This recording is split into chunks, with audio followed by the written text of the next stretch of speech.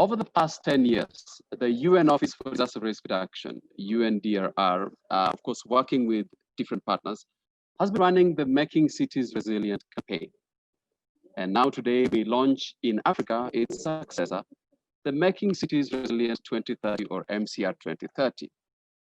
The goal of the Making Cities Resilient 2030 is to ensure that cities become inclusive, that cities become safe, resilient, and sustainable by 2030, thus contributing directly to the achievement of the Sustainable Development Goal number 11 and other global frameworks, including the Sendai Framework for Disaster Risk Reduction, the Paris Agreement, and the New Urban Agenda.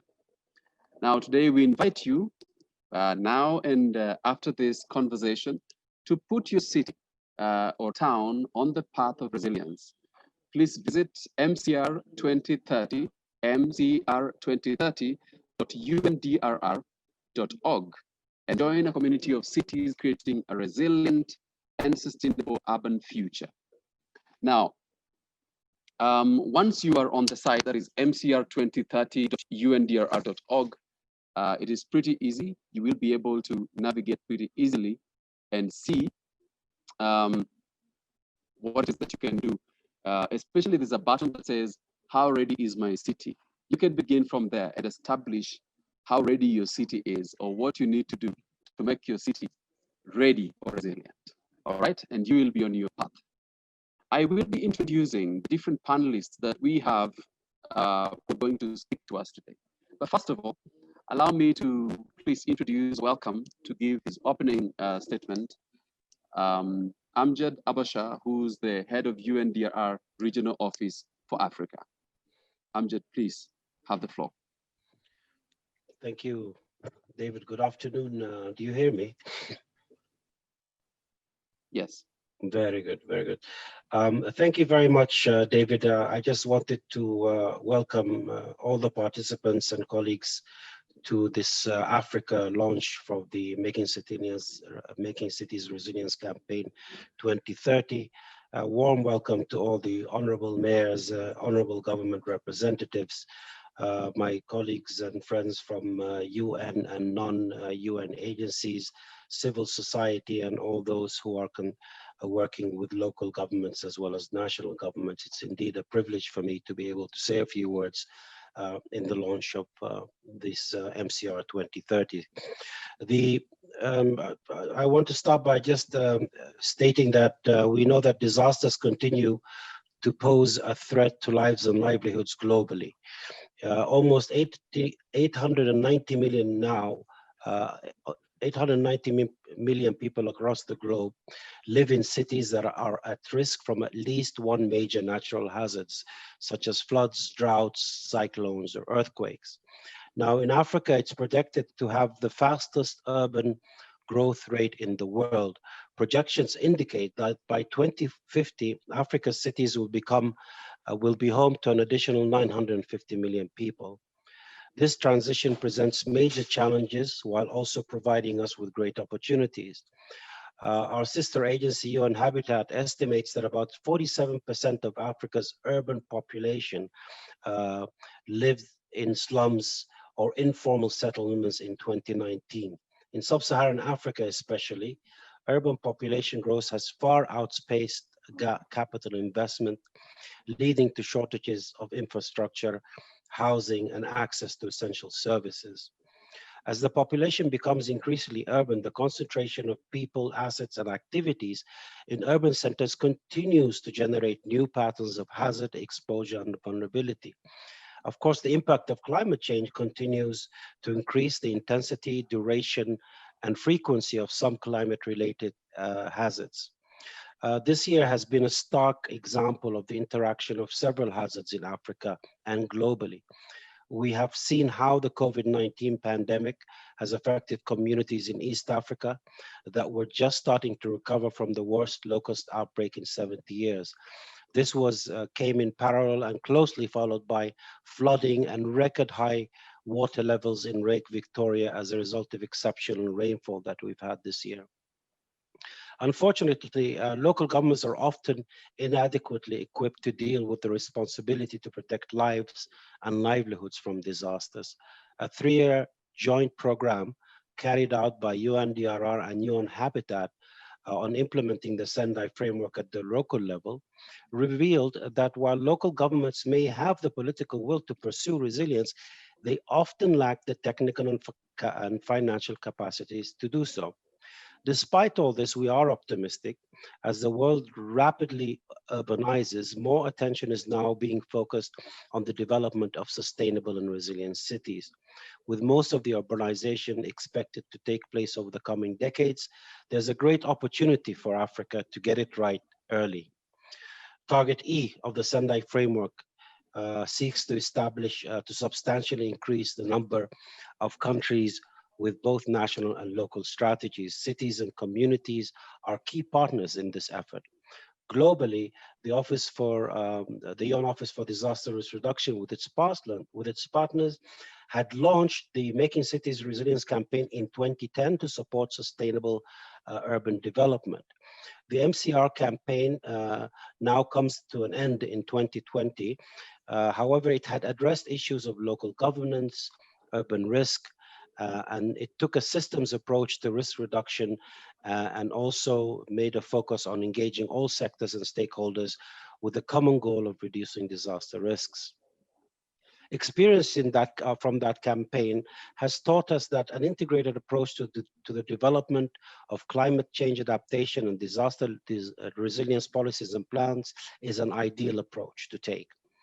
While local governments can significantly contribute to building resilience and adapting to climate-related hazards, several factors such as the knowledge of local governments on climate change, environmental degradation, and disaster risk reduction are instrumental for shaping efficient and sustainable action. This must be supported by strong collaboration by all and among all levels of government. So a coherent approach has the potential to address the underlying risks and the underlying risk drivers, including things such as land rights, social protection, environmental equality, economic opportunity, and urban governments, which can be also informed by risk assessment that would support prevention, preparedness, and response. Communities and civil society organizations can substantially contribute to mitigate exposure to hazards. Communities have the first-hand experience with the risks that they face. They often have a unique insight into how to reduce their own vulnerability. Therefore, empowered communities are also more likely to be supportive of government efforts to restrain risky behaviors and practices. All in all, the 4 priorities of the Sendai Framework for Disaster Risk Reduction must be pursued alongside the broader development targets of the Sustainable Development Goals, including goal number 11, which focuses on making cities and human settlements inclusive, safe, resilient, and sustainable. The road to making cities resilient 2030 has been one of engagement and cooperation. A group of organizations came together at the 10th session of the World Urban Forum and committed to making cities resilient by 2030. The commitment includes support to cities through the provision of tools and knowledge products and through improved coordination with national governments and leaders of local governments. This journey was officially kicked off at the Daring Cities Events 2020 last October, and the proceedings can be found at our UNDRR website. Building upon the achievements of the Making Cities Resilience campaign ending in 2020, the MCR2030 relies on partnerships even more. We will see shortly how the initiative creates room for every one of us to play our part in building resilient cities. So I look forward to operationalizing the MC2030 in January 2021 and accelerating the its implementation in the Decade of Action as announced by the UN Secretary General. This is just the beginning, and we look forward to a vibrant collaboration that will lead to great results come 2030.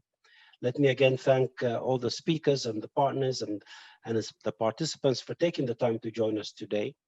And I also invite you all to register your commitment on the MCR 2030 website so that together we can advance the resilience agenda and at the local level in Africa. Thank you very much. Over to you, Dave. Thank you very much, Amjad. I think the sheer numbers that you talk about as Africa continues to urbanize, in one of the, as you put it, one of the most rapidly urbanizing region in the world. Those numbers are enough reason for us to see the sort of action that we're talking about and the commitment that we all need to make now going forward. And now to tell us about making cities resilient 2030 and what this is about and what you can expect and what the decade of action will look like. Please allow me to welcome Isabel Nju here from the UN Office for Disaster Risk Reduction here in Nairobi, Kenya. Thank you, David, and thank you, colleagues, for joining us today. It is indeed a pleasure to have you with us during this launch. So to begin with, I will just share my screen. Yeah. I think that should do. So to begin with, first of all, this being the decade of action, the Making Cities Resilient 2030 will run from January of 2021 to December of 2030. As Amjad said, the operationalization will happen or will start in January. And so right now we are still in the planning processes, and all we are doing right now is to try and put things in place to allow that smooth operationalization. So what we expect from MCR 2030 and what it will be providing unto us is, one, we will have a resilience roadmap where cities will be able to map out their journey as they want to implement or as they want to move along. At the same time, they'll have the ownership of where they want to start and also who they want to work with. As Amjad has also rightly said, it will really rely heavily on partnerships. And so you'll see a very strong linkage being promoted, both globally and also regionally. We are partners with different expertise, and the different networks that operate in our region will be able to come together and actually have a joint operational plan. Additionally, we will see a very strong regional presence and regional participation in the MCR 2030, where we'll also strengthen the regional linkages among partners, among cities as well, to ensure that we have that learning program or learning platform being sustained. The governance structure of the MCR 2030 has also been defined, and we'll be able to look at that later. And this structure will allow us to support each other as partners, to be able to connect and also facilitate the efficient, resilient building with our beneficiaries, who would be our cities and our national governments. The MCR 2030 also provides a suite of tools and knowledge. As you rightly know, the MCR 2030 actually builds on the campaign. And so all the tools and the knowledge that has been gathered over the years will still be applied as we continue to grow this knowledge base even more. We will be providing an online dashboard in January that would allow us to be able to, as cities, to be able to record and to also monitor our progress, as well as share and see what other cities are doing so that we can learn from them and pick a lesson or two from them. We'll also be able to put together a directory that will provide some form of repository or an inventory of sorts for the specialist service providers who would now be able to bring in the private sector in a stronger manner in this MCR 2030. So, wow, okay. My presentation just got a life of its own. Sorry, just a second.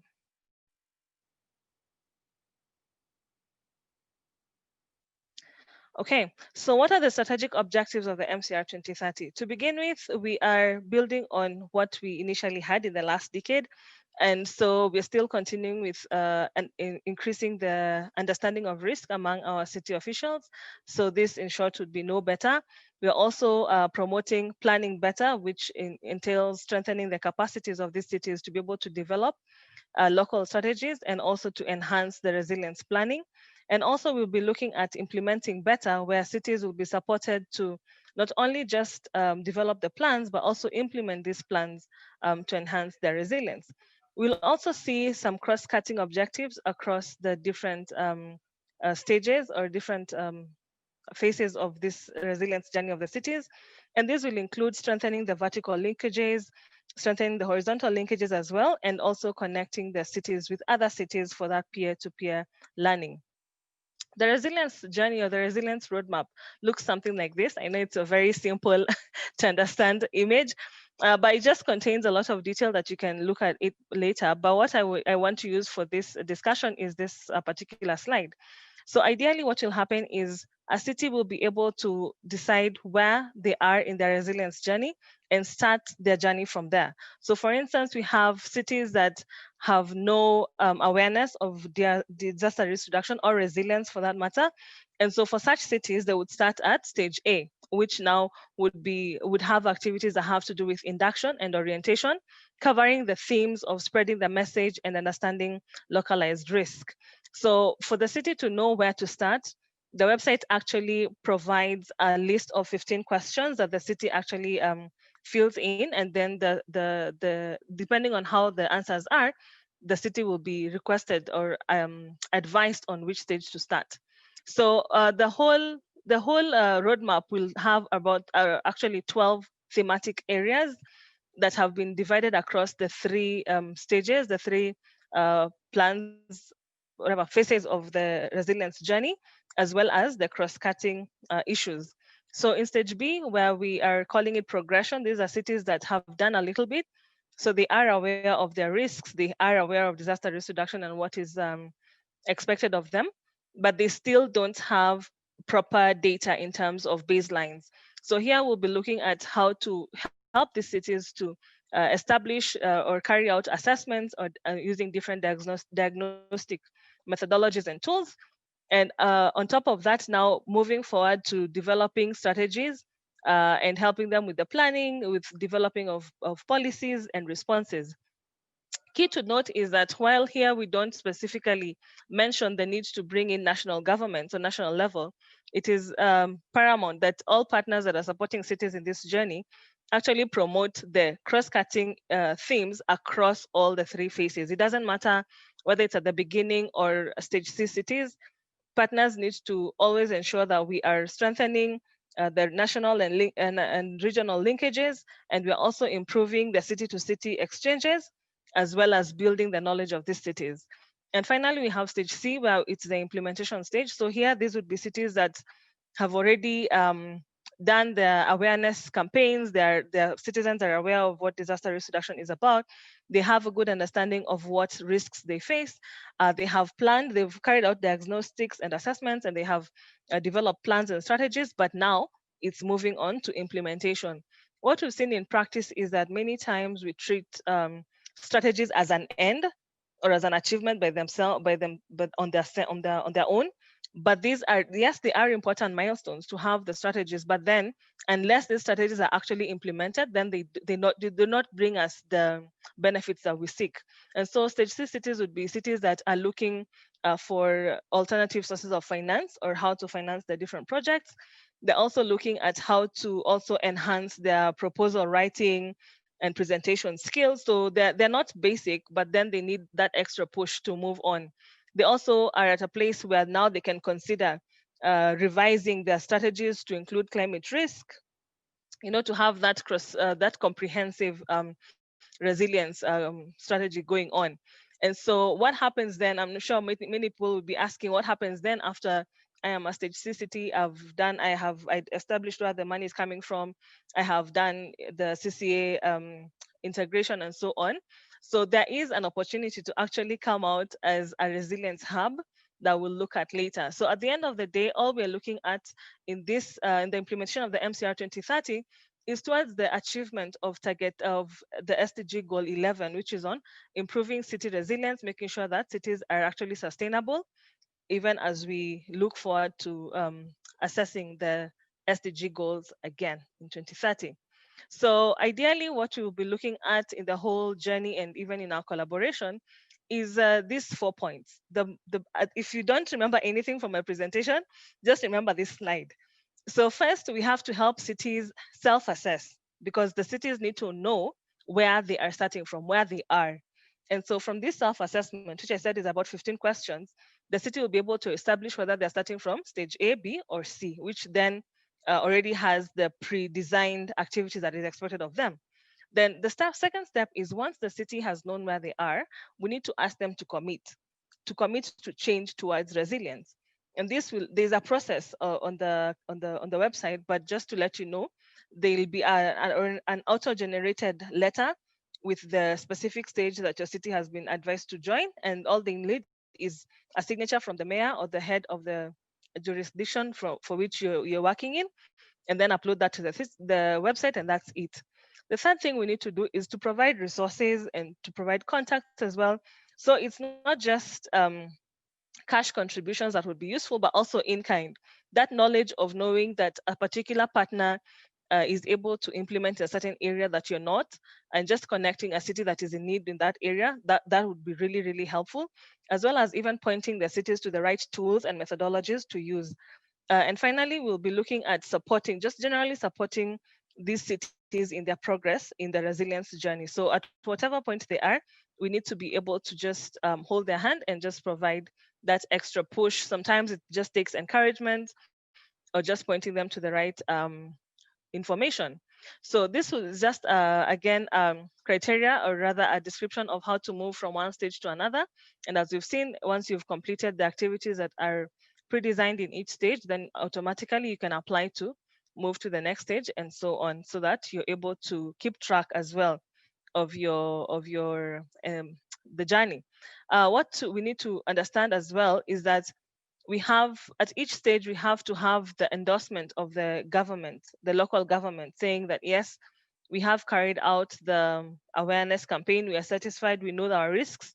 Now we'd like to move on to develop strategies and so on. And finally, once they've done, when a city is in stage C and they're satisfied that they have done the climate change integration, they've identified enough resources to fund their strategies, and they are able to also implement and monitor and evaluate. This is very important that we have a monitoring and evaluation plan in place, and also supported by partners, so that we're able to also quantify how much we are doing and how much we are also investing in DRR. Once the city is there and they're willing to invest about $25,000 US dollars, that's a minimum, either in a grant to another city to support their journey, or in kind, or it can, like, you can even break it up into annual commitment. And they've successfully financed at least one initiative that has arisen from their resilience roadmap, then they can actually apply to be a resilience hub that will be able to act as resource when it comes to promoting lessons, or to mentor other cities in the journey, as well as being used to have that city to city knowledge exchanges. So the Resilience Hub would basically be a resource in the MCR 2030 journey. So we've been talking about how the MCR 2030 is heavy on partnerships. And so now I'd just like to talk about the different kinds of partnerships that we are looking to have. So at the very top, we have, at the global level, we have the core partners who are displayed on that slide. And these are the partners who actually came together and decided that in the next decade, which is the decade of action, we're actually going to commit to implementing or to supporting resilient cities through our technologies, our tools, our methodologies, and our technical know-how, to ensure that by 2030, we have done substantive work when it comes to making cities resilient. And so these core partners have actually committed to contributing their time, their knowledge, and also their technical know-how in assisting just the general running and the strategic direction of the MCR 2030. They have also committed to supporting all the 12 thematic areas, and also they have committed to being peer reviewers and mentors when strategic direction is needed, and when we have decisions to be made in terms of the general structure of the MCR 2030. So the MCR 2030 is not a UNDRR initiative, rather it is co-owned with these partners, and we are co-delivering with the core partners. We also have another category of partners, which are the supporting partners. So these are partners that are not necessarily, they're not in the global co-partnership agreement or in the co-partnership list, but they're agencies that are specialized, that have the mandate around disaster risk reduction and resilience, and they have the technical input into the whole process of resilience, and especially in the city, in the national and local context, but also the regional organizations are very welcome. And so these are basically organizations that will support the cities, the operational level. Uh, and this is basically the people who will be now implementing specific activities in the 12 thematic areas that we've identified. They're the ones who would be supporting the cities to move from one stage to another, and so on. So when it comes to the implementation, or rather the operationalization beat, these are the partners who are going to really be on the ground. Among the partners, we will have a special, maybe let me call it a small group of partners that will be referred to as the Regional Coordinating Committee. And this is basically, as the name suggests, it's a committee, just an organization and a mechanism to allow us to coordinate better among the supporting partners. As you can imagine, in Africa, we have so many organizations that are working in disaster risk reduction, in climate change adaptation, in resilience in general, and these are, and even just in development, and all these partners would want to be part of the MCR 2030. But then, as you know, when you're coordinating a group of many people, it becomes quite chaotic unless you have a mechanism to make sure that either by thematic areas or by the stages of the cities, you have classified the members, and so it makes it easier to actually work together that way.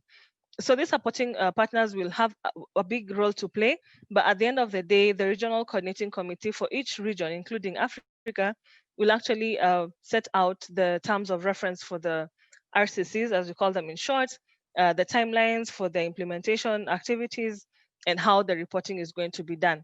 So we welcome partners to join as supporting partners, especially for those who are not in the core partnership list, and so we can move on together. Again, all these signups are done on the website, and the operationalization will start in January.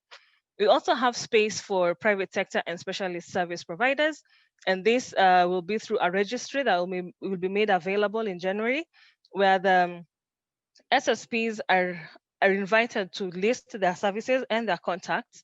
And so cities can actually choose to work with you.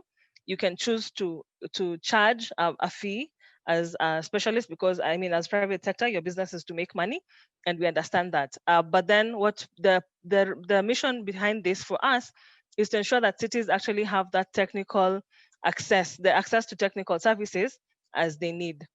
And then we also have a very key space for national governments and associations of municipalities, because without these bodies, we are not able to reach enough cities.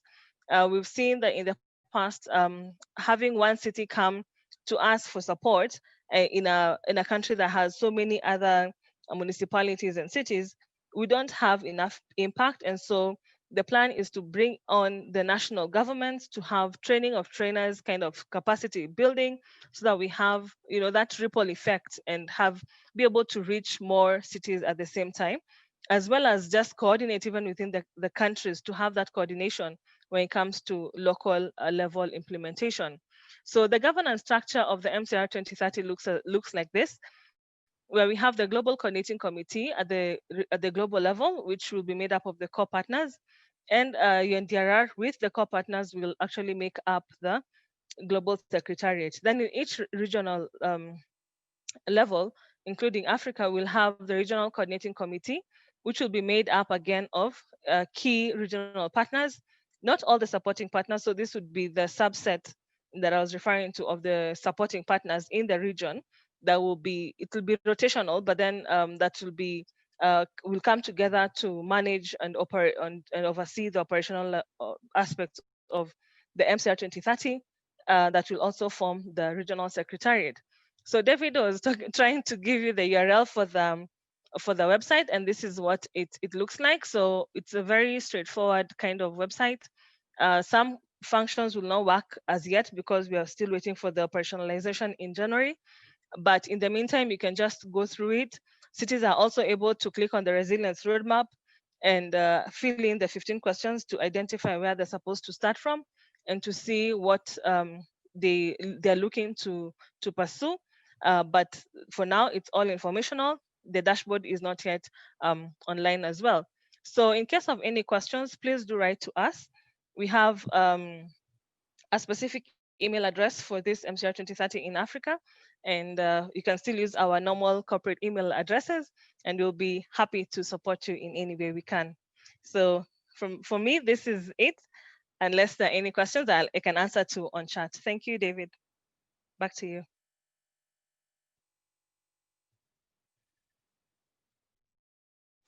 Thank you very much, Isabel. That is comprehensive, and it is very encouraging that cities can start where they are with what they have, and their different stages, and you can just do it progressively. And that this provides a pool of resources and tools, and it's an ecosystem that is self-supporting, and all the stakeholders are available here, and the cities can find the sort of support that they want to achieve the goal that we share of resilience and sustainability as Africa urbanizes. Now, in this next session, I'd like to introduce some 4 panelists, and I will be asking each one of them just 2 questions, which they will have just about 5 to 7 minutes to respond to, and that is related to what we are doing now and the campaign that that has been happening over the past 10 years. All right. So we have joining us today Ms. Kobe Brand, who's a regional director for ICLEI in Africa, who will be talking to us in a bit. We also have Mr. Omar Silla, or is it Tyler? I'm not sure I said that correctly. He's a regional director for UN Habitat Regional Office for Africa. And we have Mr. Adesh Tripathi. I hope I got that correctly also. Please forgive me if I did not. He's head of disaster and crisis preparedness, response and recovery for IFRC Africa. And lastly, for this session, we'll have Ms. Marilyn Bogwa, who is interim regional lead for Africa and regional coordinator for Eastern and Southern Africa for GNDR. Ladies and gentlemen, please welcome. I will start with Ms. Kobe Brand, regional director for ICLEI Africa. Please say something if you can hear me. Yes, I can hear you. Shall I go ahead, or are you going to ask me a specific question? Allow me to just ask you 2 questions so that I don't interrupt you as you speak. So one is, as a partner in the Making Cities Resilient campaign, and now MCR 2030, what would you say is the highlight of the MCR 2030? What would you say is the highlight for MCR 2030? And 2 is, please tell us what your aspirations as ICLEI Africa is in this initiative. Welcome. Thank you. Thank you very much. And I would just like to say good morning, good afternoon, and good evening to all your excellencies, honorable mayors, UN partners, friends, participants, and ladies and gentlemen. On behalf of ICLEI, ICLEI Local Governments for Sustainability, we are very pleased to be with you today at the Africa Regional launch of the Making Cities Resilient 2030 or MCR 2030 initiative, and the global launch of which we mentioned already took place just a month ago at ICLEI's Daring Cities 2020 Virtual Congress. It is wonderful to also note that, in fact, when the previous campaign, Resilient Cities 2020 campaign was launched, it was also at an ICLEI platform, the ICLEI Resilient Cities platform, also in the city of Bonn. So we're very honored that you once again chose ICLEI's platform to launch the MCR 2030 this time. And it's also on the occasion that ICLEI is 30 years old today. So I think we're aligned in the stars that we are going to be very, very close partners. Indeed, we are a core partner, and we're looking forward to work with UNDRR and other colleagues to co-shape and make a wonderful initiative out of MCR 2030 together. We would like to congratulate UNDRR on the launch of MCR 2030, and specifically to Mr. Amjad Abashar, who is the Regional Director of UNDRR in Africa, for this African launch today. What a proud day, and we are very proud to walk this journey with you. Africa is projected, as we know, to have the fastest urban growth in the world by 2050, with our cities hosting an additional 950 million people. With more people living in cities, our future is an urban one, and it is therefore a defining moment to rethink how we live, how we build and plan, and how we manage current and projected risks in our cities. 2020 has been a year unlike any other, unanticipated, and one with no doubt no one of us will soon forget. Our cities, who are at the forefront when managing the impacts of climate change and disasters, have also had to rapidly adapt to meet the challenges of the COVID-19 pandemic. Our cities are at the coalface and the first responders of risks. It is therefore imperative that we all join forces to help cities develop sustainable solutions to build local resilience. The Making Cities Resilient 2030 initiative follows on from the Making Cities Resilient campaign, which has been facilitated by the United Nations Office for Disaster Risk Reduction over the past 10 years. So what a legacy we are building on. And we are very, very proud to be a core partner in this initiative, as I said, but also to harness the many opportunities together that this MCR 2030 presents to the cities of Africa. As a partner, what would we like to highlight in MCR 2030?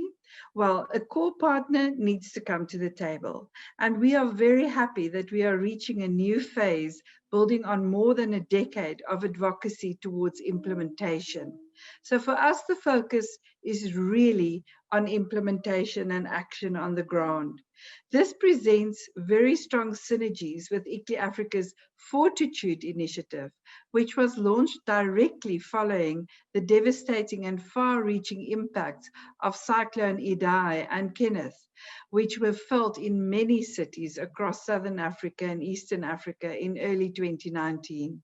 Cyclone Idai caused widespread devastation to critical infrastructure and services, wiping out roads, bridges, dams, and the flooding that is estimated to have damaged and destroyed more than 100,000 homes and resulted in over $773 million loss in buildings, infrastructure, and crops alone.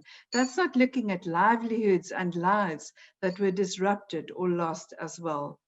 ICLEI's Fortitude initiative aims to support cities in reducing their disaster risk, drawing on 2 decades of on-the-ground work in Africa, in about 46 countries in Africa now, and building and strengthening resilience through proactive planning. We see great synergy and opportunity here for bringing this closer to MCR 2030 as we work together. By assessing local needs, we create a space for cities to co-develop and co-produce reliable solutions and mobilize resources to improve future disaster responses under the 5 building blocks of advocacy: technical support, mobilizing finance, networking, and enabling implementation. A key highlight for us as part of MCR 2030 initiative will be fostering these partnerships and collaboration between the diverse range of stakeholders active in the climate and disaster risk reduction space here in Africa, and also globally, those who support our work here in Africa, to identify synergies and opportunities to directly build resilience and sustainability actions at the local level. 2020 has certainly catapulted the need for platforms and communities of practice to share, learn, and engage to the forefront of all development agendas. It is our hope that with the support of initiatives such as the Fortitude and MCR2030, cities around the world and here in Africa will harness the lessons of 2020 to confront the cascading nature of risk through integrating and holistic solutions. So what are our proud aspirations as ICLEI Africa for the initiatives? ICLEI Africa recently hosted our 5th Local Climate Solutions for Africa, or LOCS for Africa Congress. Many of you joined us there, which focused on the theme of finance for change, where we saw that African city leaders are already taking action, and they are so ready to take even bolder and bigger actions and play their part in transforming their cities into livable, resilient, and safe environments. We know that less than 3% of global climate finance flows at the moment to sub-Saharan Africa, and it's almost impossible to find out how much of this 3% flows to the local level, where climate finance is needed most, and also where resilience finance is needed most. So cities are where the rubber hits the road in terms of dealing with climate finance and climate change, and we need to direct finance flows to the local level. To this end, the key output of the conference will be a financing for change roadmap and action plan to support African cities to move towards supporting implementation. And the Making Cities Resilient 2030 initiative will also seek to develop a resilience roadmap for cities with defined commitments over time as to how to improve local resilience. So it is therefore our aspirations as ICLEI Africa and core partner to MCR 2030 that we work in partnership to identify synergies between these two critical roadmaps of resilience and climate change to support holistic and integrated mechanisms to address risk and build resilience at local scale, which can bring about global change. But we also would just like to mention that let's not forget nature.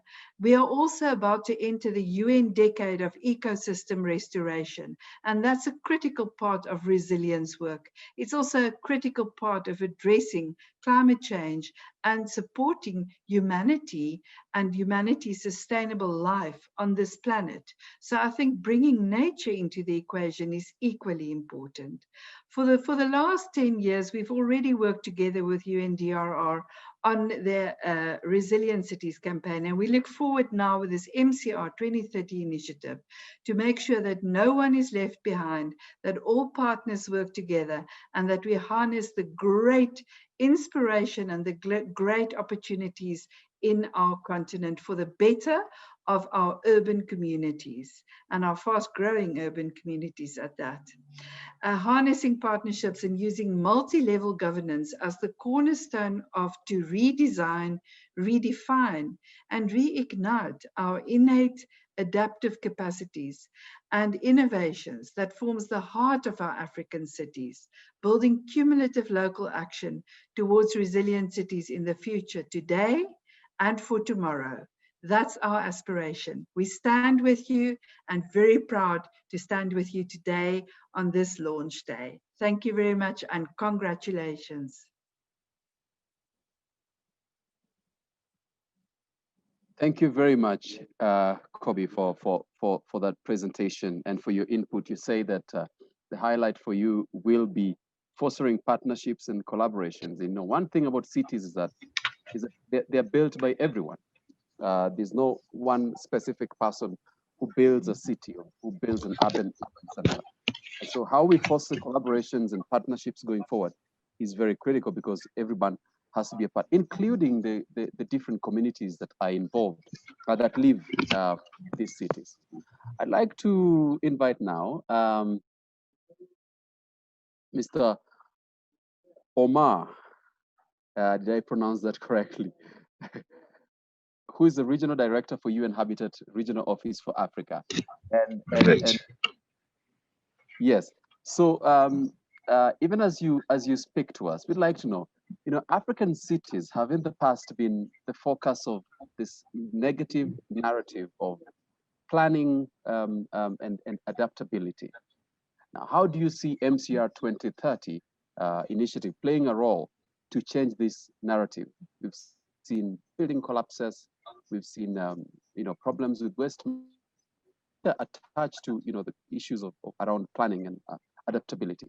How do you see MCR2030 initiative helping or playing a role to change this narrative for African cities beginning today?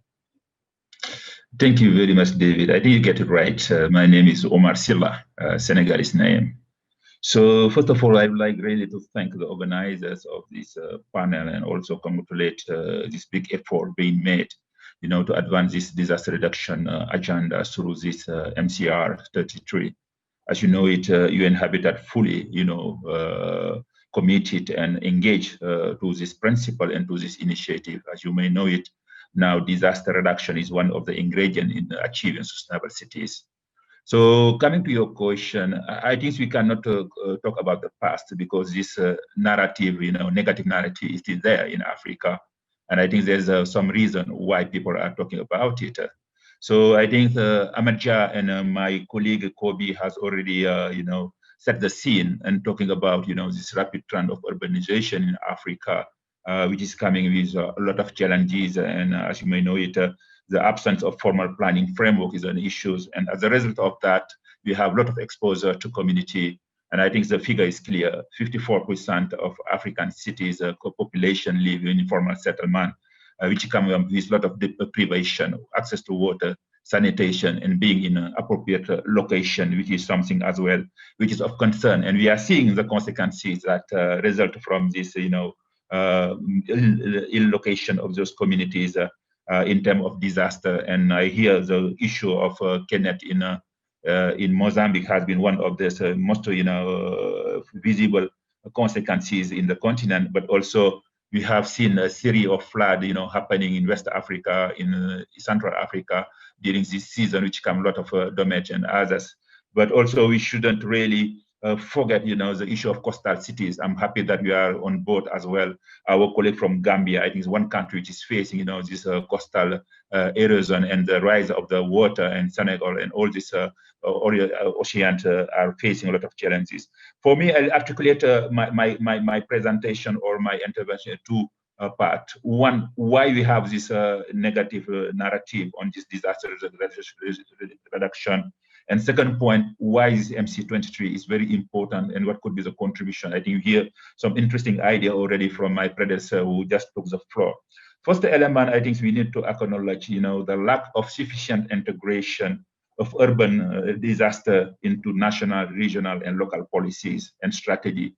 I think that's something we need to really acknowledge to start, the diagnosis and why we are there now in Africa. And at the same time, I think we see a lot of piecemeal approach on this particular matter, where this approach or this intervention in terms of strategy is related from different pieces, why we need to bring together and develop city-to-city cooperation and collaborative mechanism to enhance DRM practices that can lead an integrated response to these issues. I think the issue of policy is one of it. I mean, we have the new urban agenda, which is a good framework, the Sendai framework as well, but how to trickle down at the local level. And one condition could be as well to look into the issue of capacity. I think Amadja has raised it, when it comes to local government, and my sister who made the presentation of the MC, I think one critical element is the capacity, especially when we deal with secondary cities, which are do not have even, the big master plan to be able to decide or to vision what could be their cities. I think those are a very important element. The second point, I mean, I think when we talk about DRM, we need to go beyond frontiers and to look at the regional dimension as well. And I think there's potential we can have us on that, on looking into this multi-jurisdictional coordination mechanism, which is essential, in area with level of urbanization. And we can see, for example, critical infrastructure planning, such as development and maintenance of transport, water, and energy network is often best carried by governing bodies that operate at the regional and sub-regional level, contributing to economic of scale. This morning, I attended a discussion on the ECA, what we call United Nations Economic Commission, a new report they want to launch called Cities and Economic Integration in Africa.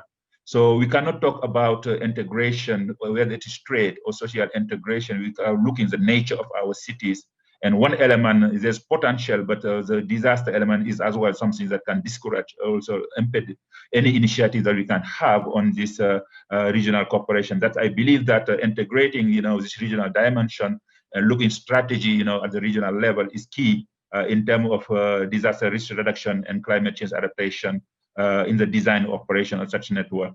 Third point as well, which is a good point, I think I'm here from my colleague who presented the framework, how we can create a platform of learning, and building on the positive example.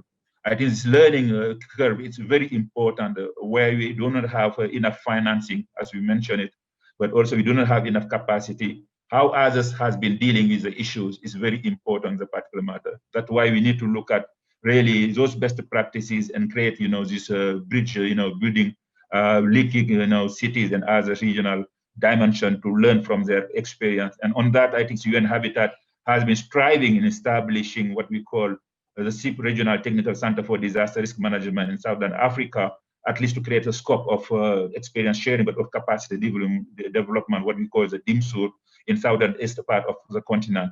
And it's our hope that this DIMSUR will continue to expand its geographic coverage and inspire, collect, and disseminate best practice from across the region. But at the same time, David, something we see is really, the mounting momentum and interest from cities, on this particular issue, even they lack capacity. I think we see a lot of initiative, arising over the last years in Southern Africa, also West Africa. So we can name the one, for example, the strategy of Malawi, Lesotho, Eswatini, Zimbabwe, who already has developed their own framework. And I think they are in a dire need for that, and they are making progress. And Mozambique now is doing a lot of strive, a very quick strive on ungendering even the plan to equal participation of women and men in disaster risk reduction, which is very important. And Namibia is the same. But also on the biggest metropolitan, we see Dakar, I think, is taking seriously now the issue of climate change, because you see Dakar is like my nose. I mean, it can be really engulfed by the water and others disaster. That's the reason probably now it's of interest, for the government, national government, and different institutions. To name as well, Lagos, Cape Town, and Durban has developed their own city level strategy as well. I think this is a very important point. I hear my sister Kobe talking about, this climate finance, because I think we are getting aware of what we are missing and what we are losing for not reacting on time in terms of prevention of disaster instead of reacting. The cost, the financial cost is too huge. I think we better prevent than just paying the cost. Now, the reconstruction after this Ida cyclone in Mozambique is billion and billion dollars. Cannot afford, and it's easiest to make a 2 million or 3 million to develop your strategy, warning system, and others, without counting the environmental and social cost in terms of displacement and others. As you may know, UN Habitat have been working on secondary cities as well, and that's one focus as well we need to look at, because of course Africa is urbanizing, but how many secondary and intermediate cities are rising every day? Of course, now those big cities are so saturated. Nairobi, Dakar, Cape Town, and others. But we need to look at this secondary city, which is offering an opportunity for collaboration, but also at the same time of preventing, the disaster in the core of those countries. That's the reason why we have been experimenting what we call the City RAP tool, which is an assessment tool in 34 locations in 12 countries across the region, to make sure we have a good understanding what does it mean, this disaster and what needs to be done, but also helping government to establish this priority. And recently we get the funding from the climate adaptation funds that allow us at least to support, 4 countries on establishing strategy for disaster remediation and also all these mitigation measures we are talking about.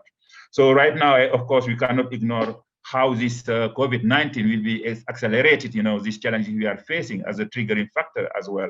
That's the reason why I think it's good to look at this pandemic as an opportunity as well to look at our business, because we know that we cannot do business as usual, and we need to come up with what we call nature-based solution into planning. And I like the point raised by Amadine during this introduction. We need to have people-centric approach and making sure people and communities are involved in the process of planning, but also of learning more how they can protect themselves, I think it's a very important point, looking into food for purpose technology. Of course, technology is not an end itself, but it's a mean, and how to allow this community to have this basic, understanding of this technology in the process of recovery or in the process of responding, on this element.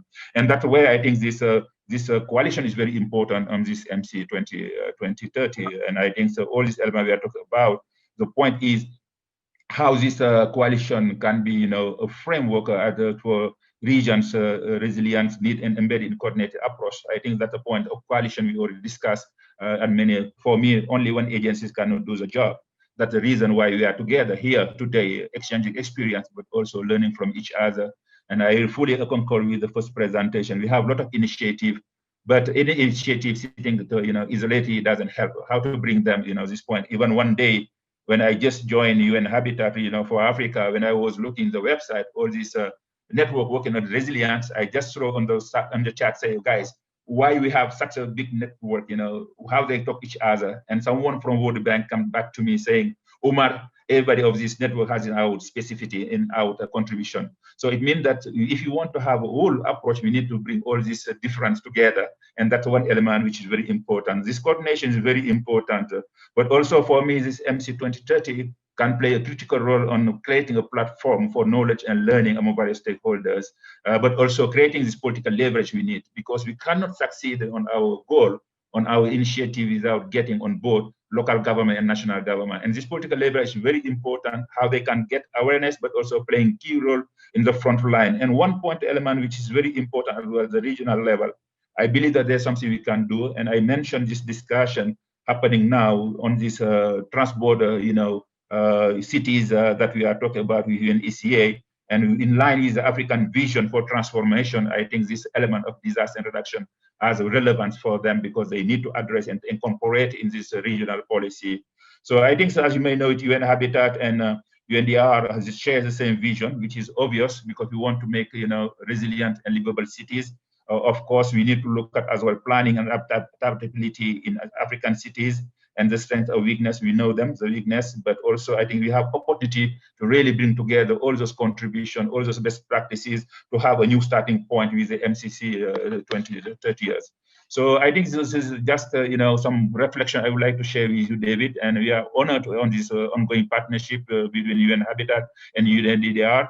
So I think we did a lot in the past, and there's a lot we can do. And I already mentioned it, me, I'm a dreamer. And I always say to my staff, I'm a dreamer, because I'm looking far away and also higher. So let's see how you can build this coalition, bring everybody's contribution, and to make it one and unique, unique stream for better, purpose of communities. Again, I'm very happy to be here. Thanks for having me. Back to you. Thank you very much. And especially for reminding us that we not only have the negative news, but there's also positive news, that there are cities in Africa that are already or have already made efforts, made great progress, including Durban, Cape Town, Lagos, Dakar, and many others. Thank you also for mentioning the issue of being people-centered as something that my journalistic mind is can't resist to look forward to. I know cities like Diredawa have already given us an example during the Making Cities Resilient campaign of how we can, work with nature to address some of the, challenges that are bedeviling cities across the continent now. They have some nature-based approaches, as you had mentioned, that these are some of the things that we need to do going forward. And before I welcome Mr. Adesh, our French speakers, our French-speaking colleagues, would like to remind the French interpreter to kindly increase your voice. We are struggling to hear you. Please increase your voice. I couldn't say that in French. Anyway, so Mr. Adesh Tripathi, did I say that correctly? Yes, you're right. Say if you can hear me. Yeah. David, can you hear me? Yes, I can.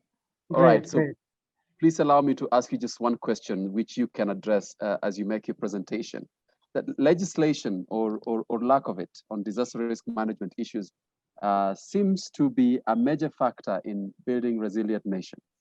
Now, could you please speak to us about the implications of DRM law on the implementation of the Making Cities Resilient 2030.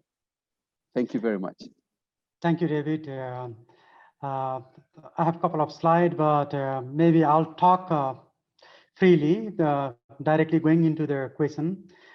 It's a great pleasure to be here, Your Excellencies and Honorable Mayors. And I can see my colleagues here, Mr. Amjad, Amar Sila, and I'm here with my two colleagues, actually, Jeff Wood, who is the urban expert with IFRC, and Maria Martinez, who is the expert on disaster law. By the way, I'm not the lawyer and I'm not the attorney and the judge also, but you are asking me the questions about the disaster law. But it is a very important subject and we are working on, so it makes perfect sense to talk about.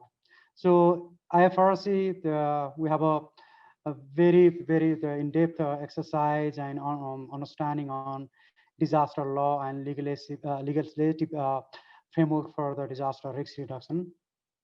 So I think it makes sense. I'm sure I may be able to do justice. If not, then at least my two colleagues are here. So based on the experience and based on some of the few reflections from my earlier colleagues, I think I'll take on why it is important. So I'll start by telling that having proper disaster law saves lives, and having proper instrument also helps cities to thrive. Do you know, the Omar Sila said not to take the negative, not to take the many things lacking in Africa. It's not the true. Actually, Africa contributes to the global civilization. Colleagues, if you just go to the first chapter of the history book, the old civilization, the cities are built in the Nile Valley. You know, we have thousands of years of history on the cities and urbanization. If you look into the Mali kingdom, if you look into many ancient cities, like more than 20 cities are from Africa, and where civilization thrive, transformation happens, and lots of things done. And I picked very simple way how those cities were thriving. I think they look into their rule, ancient time rule. They were making the fire safety rule. They were making the trade rules, and they were also doing the basic public health rules. And if you look into right now, that makes sense. Right now, we have a COVID-19. We have many public health emergencies, and we have many the urban health issues where we need to make our laws, our thinking, our practice, and regulative environment about public safety and also public health. And fire safety, at that time, is still many urban areas, if we don't have the fire safety or the disaster safety, the city cannot thrive. So still that very much relevant, and the disaster law, regulation, and practice, it should be very people-centric, what my colleagues already talked about, and built by everybody. Do you know, the disaster law should be inclusive. It should be reflected by the reality, present reality, future realities. As my colleagues just before mentioned, cities are growing and urbanization is rapid pace in Africa. It means we need to be more intelligent. We need to be looking into more forward. We need to look into coming climate crisis ahead of it. And many cities currently facing floods. I think this is the really good reminder for us to make cities more resilient and putting the framework, putting the rule, putting the regulation. In the participant list, I can see many mayors in this call, and the colleagues from the Prime Minister office, and many practitioners, many journalists. Do you know the how it is important to have the people-centric rule, regulation, law that save life. And trade and or the cross-border related help at the ancient city we're doing exactly still applicable now. Like we have many international institutions, UNDRR, African Union, regional economic commissions, SADC, IGAD, many. We have a governmental frame of the institution, and these government institution can help to make their disaster law or the resilient law, or the people to make more safe, secure, so that we look the people-centric approach to protect people traveling from one country to another country, or the regulatory environment about the humanitarian aid. regulatory environment, about the logistics. I think these are very important. Still that helps city to thrive. Right now, if you look into, there are many cities from one country to another country is contributing to save lives. We are importing goods, we are exchanging the ideas, and also, the currently in COVID-19 situation, luckily in Africa, the supply system is still functioning, because that's really good sign. We need to build on. We need to really make it proactive, so that in future our cities are more agile, more resilient, and also looking forward, not looking only history, looking forward in the coming centuries. Since we are growing very fastly, it means we need to have also speed on knowledge, on making our law, regulation very safe and secure. And we should not leave anybody behind.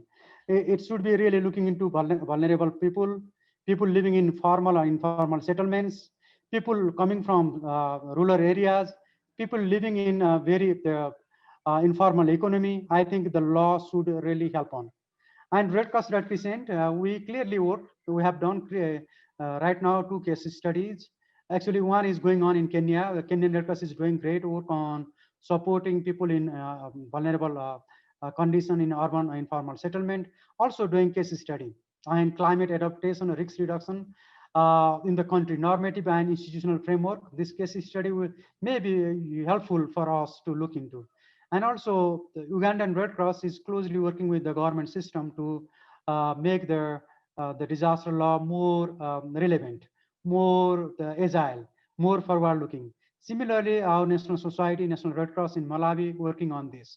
And many other national societies are, National Society means National Red Cross Red Crescent, closely working with the people, with the civil society organization, also bringing voice to the lawmakers. And IFRC also closely working with the international and regional institution for making people more resilient, so that the city can also adopt it, and also it becomes more people-centric. So these are the few reflections. I think it's a very exciting time, and the cities, safer cities is the reality, and it should build on by everybody. Over. Thank you very much, Adesh. Thank you very much. I like the historical lens that you put on cities, and it helps understand really that at the end of the day, it's not really just about law. It's also about how well we use these laws or implement them. That's very important. And also thank you for highlighting that that DRM law is ultimately about people and should be people-centered.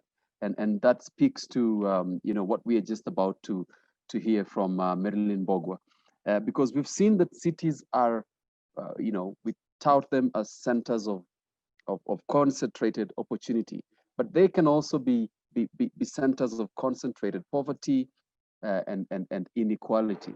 So how do we ensure that through the MCR 2030, community voices are not left out?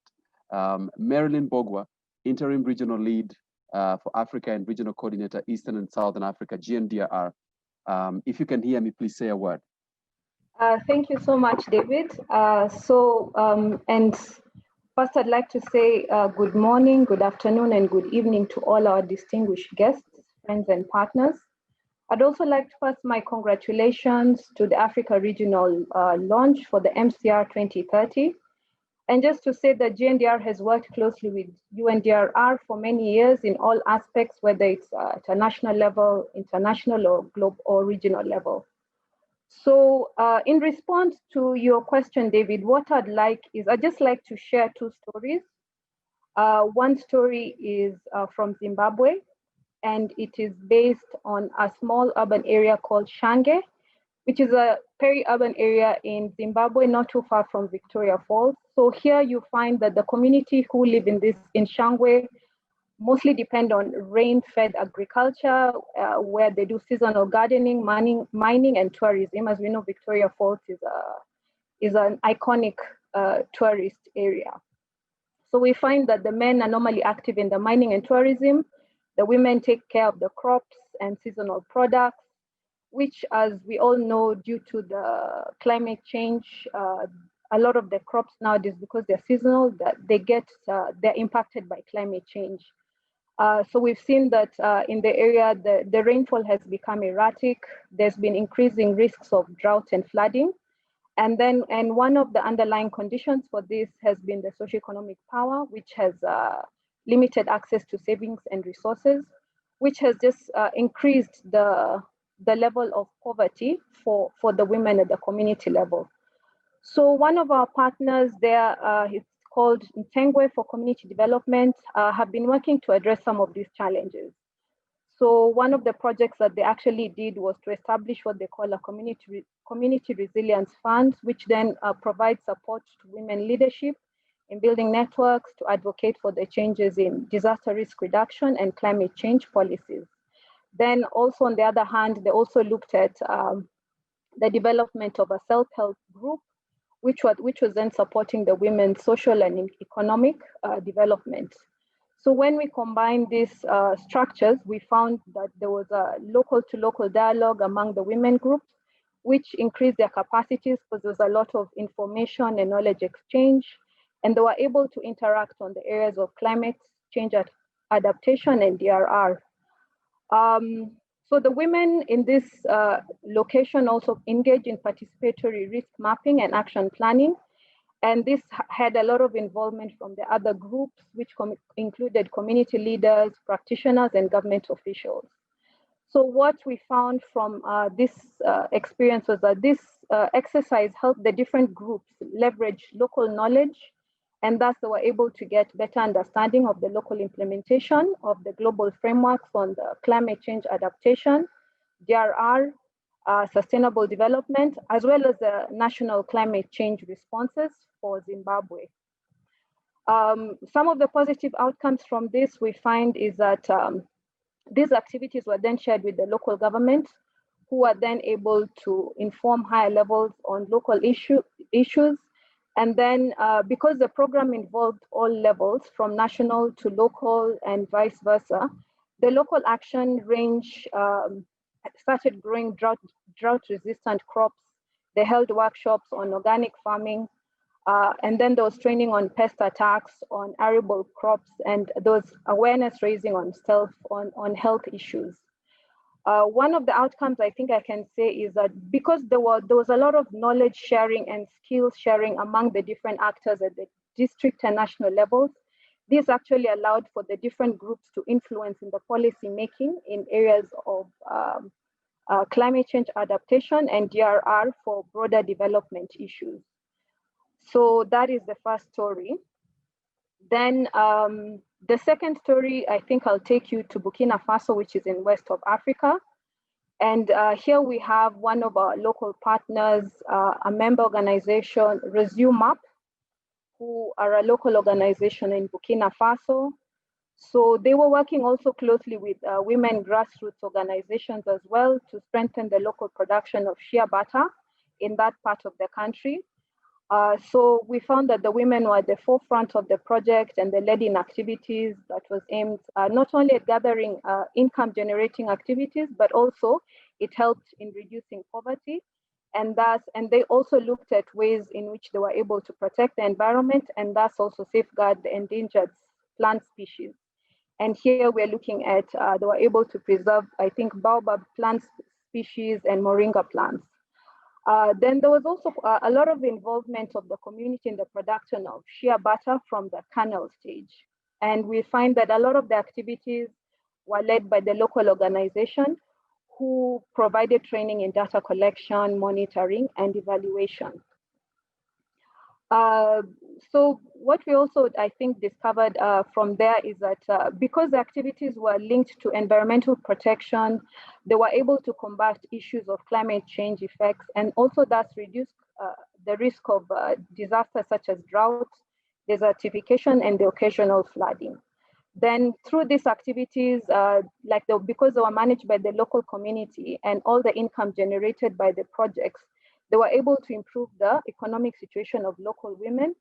And this we find that it was actually acknowledged by the municipality of Kion, where the activity is currently taking place. And if I can quote what the mayor said actually is that it makes the city emerge. So from these two stories, I think what I just want to highlight is on the importance of local leadership, which is central to GNDR's new strategy, and it's also central to the work that we are currently doing. So our strategy, which we launched early this year, it's called Local Leadership for Global Impact. It seeks to focus on members' increasing resilience of communities most at risk.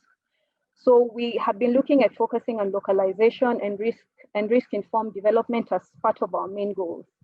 And as I was listening to the different presentations from the different panelists, I think what I've gotten is, I think I got the term, the issue that we have to be people-centered. We have to collaborate. We have to involve all stakeholders. We have to share our best practices. And these are just some of the things that as GNDR, we have been advocating for, in that the most vulnerable communities, they have the solution. So if we're able to involve them from the very beginning, and I liked even when Isabel was presenting and she was saying, start where you are. So depending on wherever the city is, if they're able to start and get to involve the local community, get to involve the local people, I believe would be able to get to actually bring about positive change. So from the two stories I've shared, we were able to do an analysis of 200 plus and gather experiences on DRR. And through this, we were able to document what we call success factors in our community-based disaster risk reduction cookbook. And most of these, like I think, like the emerging trend out of those 250 plus experiences was on the importance of involving communities and making DRR action for and with the people. So again, I could list a lot of list factors which we can could be considered in the MCR2030 in a way for partners to strengthen their connection with communities. Some of the examples from the success factors would include, I think they need to be a mapping and use of local capacities. And this would be whether we're using resources, materials, knowledge. Again, all these have been mentioned, I think, by the previous panelists. We need to encourage self-organization, that is establishment of local governance and thematic committees, going down to the very basic community level. Recognize informal structures, example, community leader groups, such as who would then be used for channels as effective engagement. And again, this has been mentioned that we need to set up structures so that we are able to actually gather information, share information, and then how do we use the capacities within the civil society networks to fill individual organization capacity gaps? How are we able to tap into the knowledge base and experience of the local communities? Because as the previous panelist shared, he went back to the historical background where he was looking at the past, whereas cities have always existed. So what had they done and what can we be able to borrow that we'd be able to actually use for the future? So for that, I think for myself, I'd like to conclude to that and just say that we look forward to continued partnership discussions, just to ensure that we bring about a resilient community, resilient cities that is risk informed. And I think for me, my parting shot is that we need to involve the community who are most at risk at all stages of planning, implementation, to ensure and bring about MCR 2030. Again, congratulations on the launch and thank you so much. David, back to you. Thank you so very much, Marilyn, and thank you for using a story approach to explain things that most of us find complex. That is very helpful. And now I'd like us to get a few, a little input from the people in the front line, the people who are in the different cities, ensuring that these grand strategies that we have are implemented, and these visions that we have for our different people across Africa are realized. And we will have brief presentations from Miss Consulate Chiingi, I believe I pronounced that correctly, who's risk manager for Kampala Capital City Authority, KCCA. We will also listen to Mr. François Alwende, who's Director for International Relations, the city of Bukavu in the Democratic Republic of Congo, and Ms. Rohi Malik, who's Mayor of the capital city of Banjo in the Gambia. She, of course, we had her voice at the beginning when she was introducing those journalists in Banjo. But let's start from Ms. Consulate Chiengi. If you can hear me, please say a word.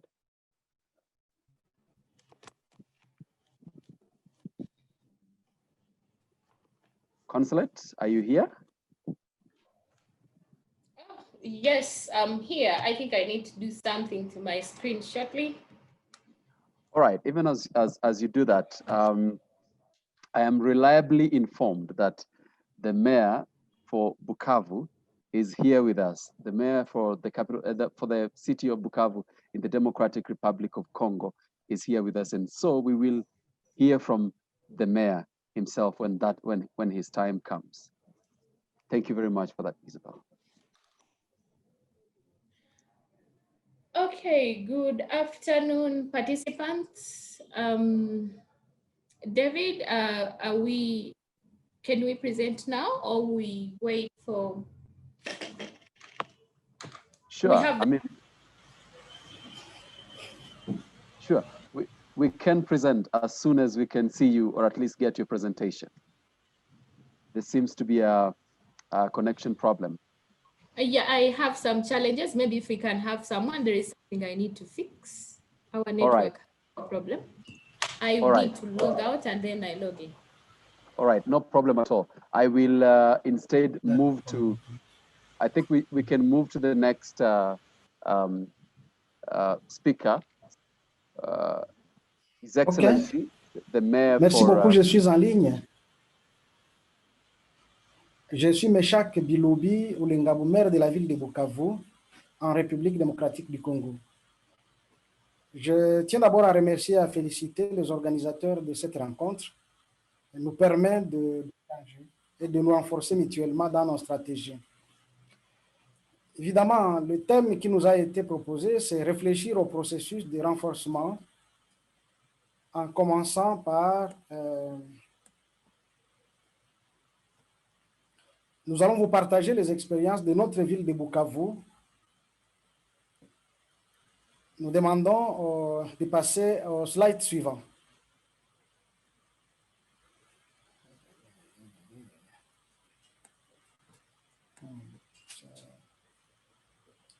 Okay.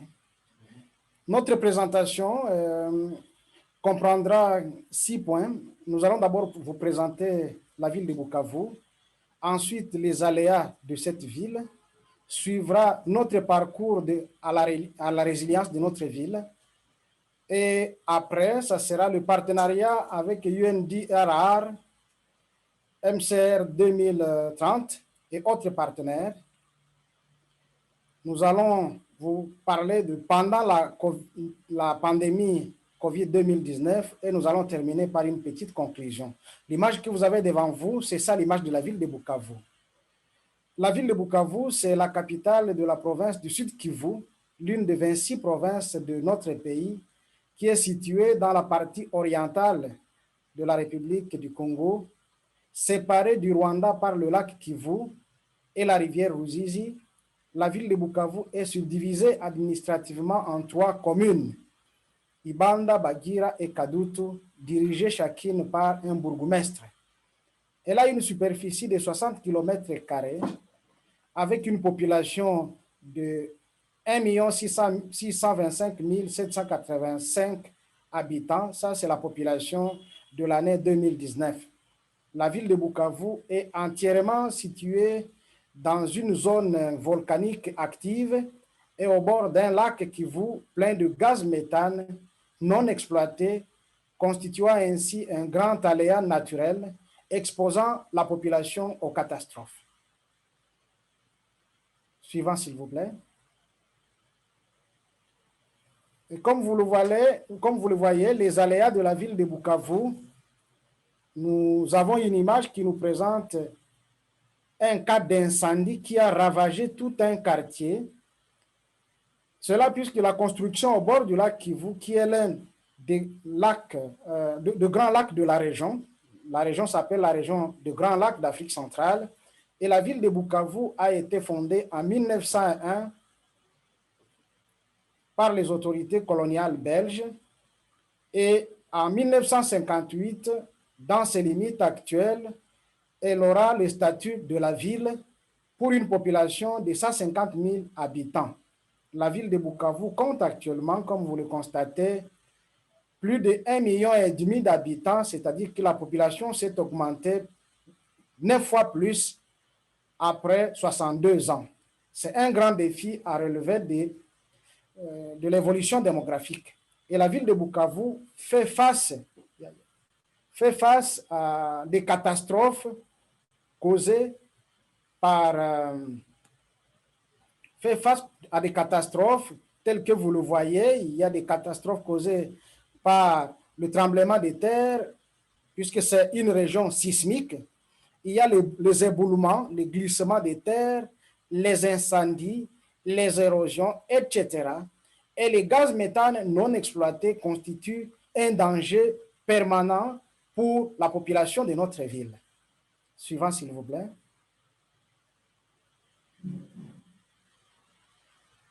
Slide suivant.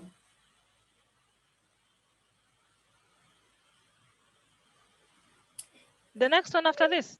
Oui, je vous accuse. OK, merci. Notre parcours à la résilience. Intégration à la campagne. Rendre les villes résilientes, MCR, et c'est depuis 2018 pour implémenter le cadre de Sendai 2015. 2 ateliers ont été organisés ensemble avec les parties prenantes pour évaluer le niveau de la résilience de notre ville à travers l'outil tableau de bord pour les villes de UNDRR. Évidemment, UNDRR GT a formé nos agents sur rendre les villes résilientes, élaborer une stratégie locale de réduction des risques de catastrophes et de résilience. Nous avons élaboré un plan d'action qui a été développé et nous sommes actuellement dans la phase de mobilisation de fonds pour son exécution. Suivant, s'il vous plaît.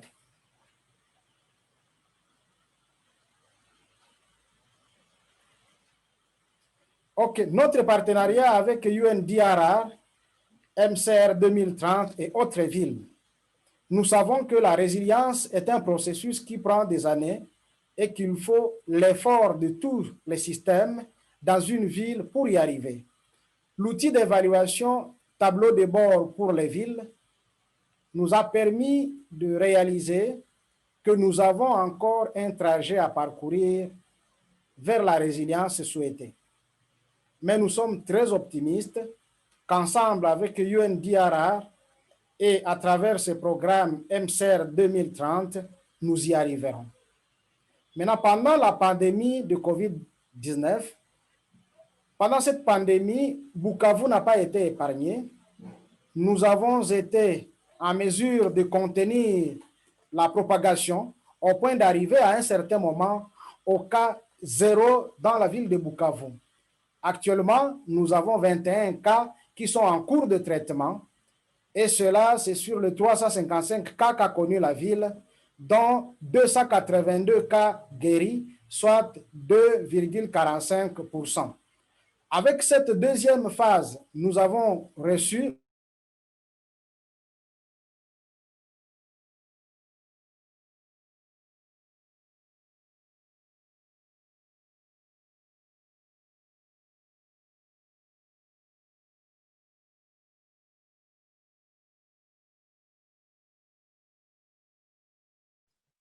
Mr. Mayor, did we lose you?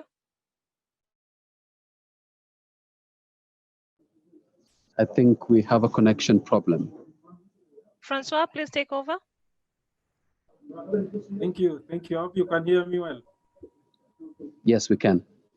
Thank you. I think he is actually experiencing network problems. So as the presentation is in French, let me just continue with the French. Thank you. As the mayor was just saying, as you can see, je m'excuse, comme le maire était en train de dire, comme vous pouvez facilement voir sur l'écran, que nous avons actuellement certains cas de COVID-19. Et ça, nous sommes juste dans la deuxième phase maintenant. Et pendant la première phase, nous avons essayé de contenir le cas de COVID dans la ville de Bukavu. Et nous sommes même arrivés au cas 0 dans la ville. Alors, nous avons aussi, pendant cette deuxième phase, nous avons eu l'assistance de la ville de Paris dans le cadre de l'Association internationale de maires francophones. La ville de Paris nous a assisté avec des tests de COVID et nous avons vraiment remercié cela parce que nous étions dans l'insuffisance des appareils pour nous permettre à tester. Alors, nous pouvons aller à la page suivante. Next slide, please.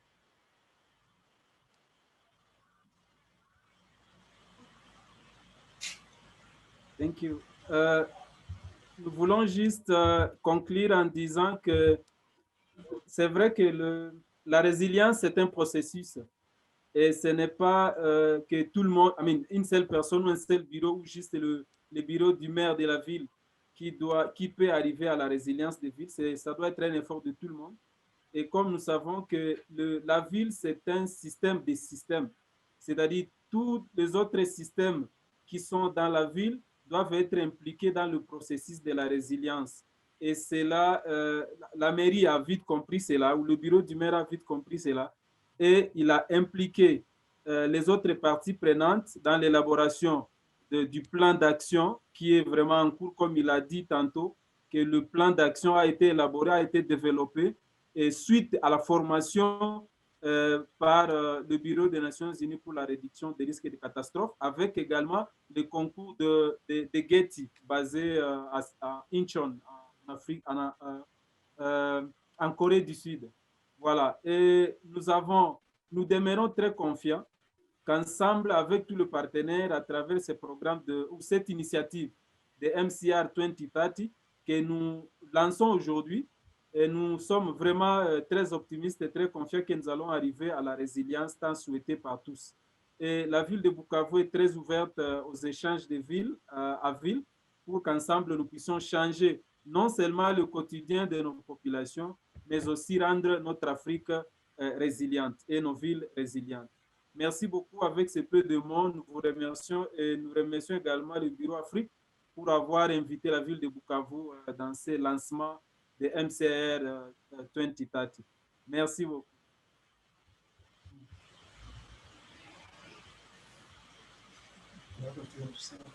Sorry, I'm having a challenge in my audio here. All right. Thank you very much. And I ran into problems myself with my device, and now I'm having to improvise and use my phone. But I don't know if Consulate from Kampala is now ready to speak to us. Yes, we are ready to talk to the team here. All right, please, you have the floor. Okay, good afternoon from Kampala, Uganda. Greetings from here.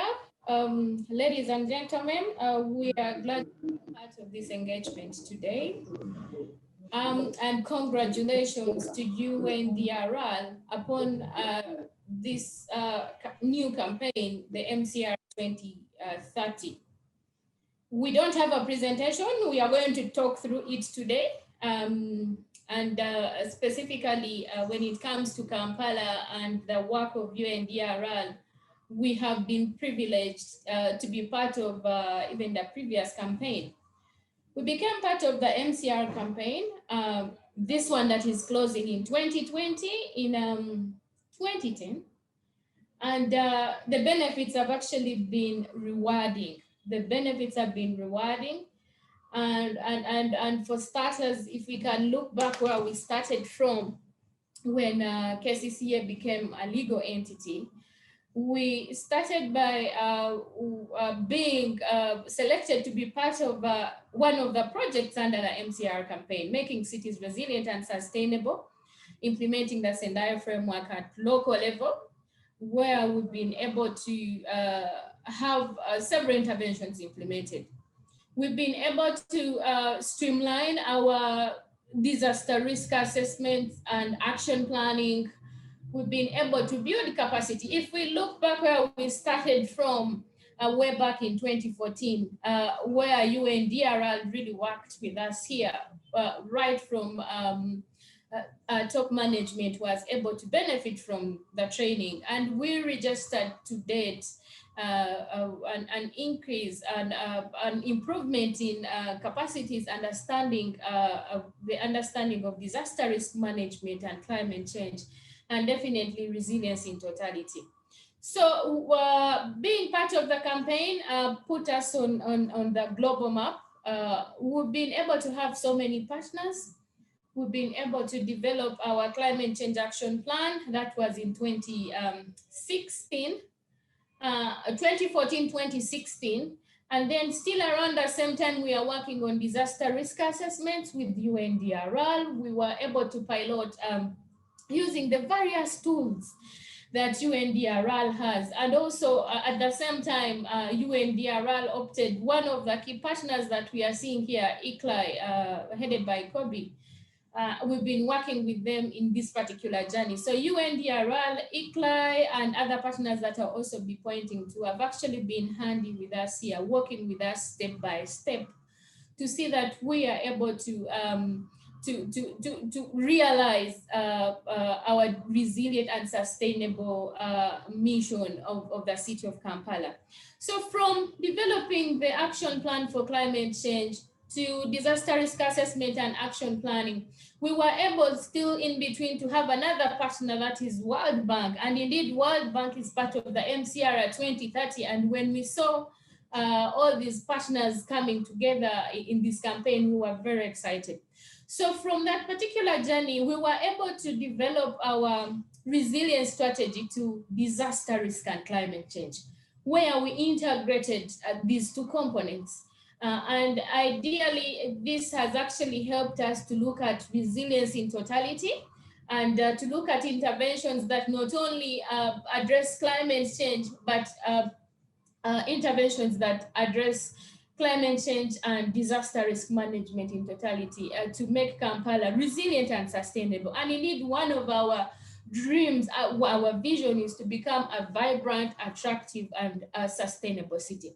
So with this strategy developed in, we started in 2018 and up to date, we developed this strategy and still UNDRL never gave up on us. We've been able to share our experience across the Africa continent. We've been able to share our experiences across globally. Because we've been able to, for example, share with Incheon municipality. A team from here went to Incheon, facilitated by UNDRL, to basically learn more and on how we can achieve a more resilient and sustainable city. So to date, 2020, we are glad to report that we have an integrated strategy for resilience, that is resilience to disaster risk and climate change. And we didn't end there.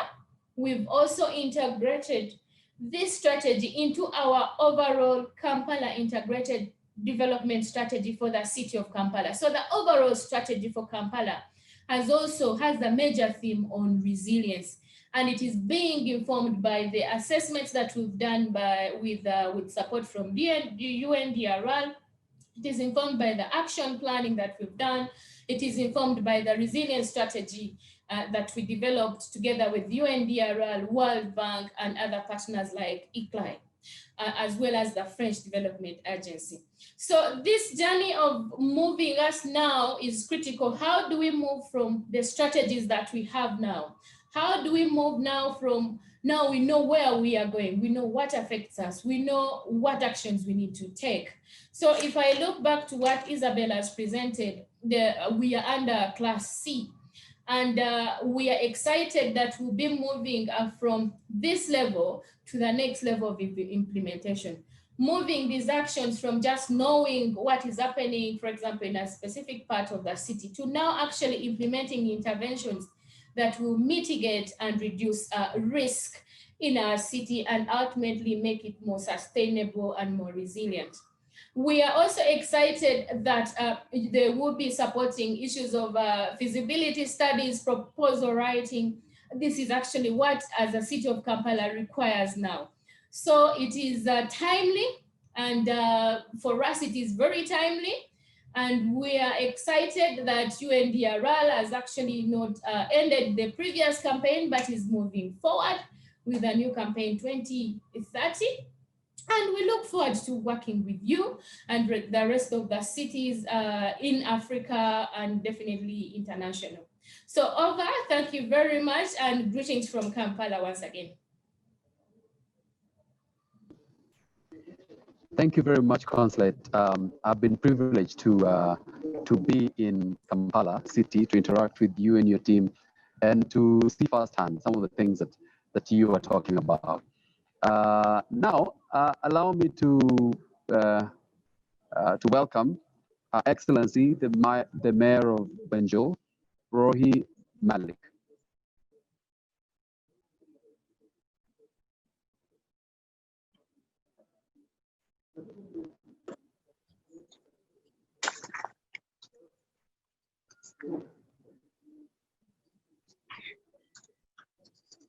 Your Excellency, if you can hear me, the floor is yours.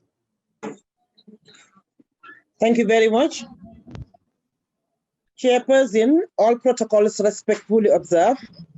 Greetings from Banjo, the capital city of the Gambia.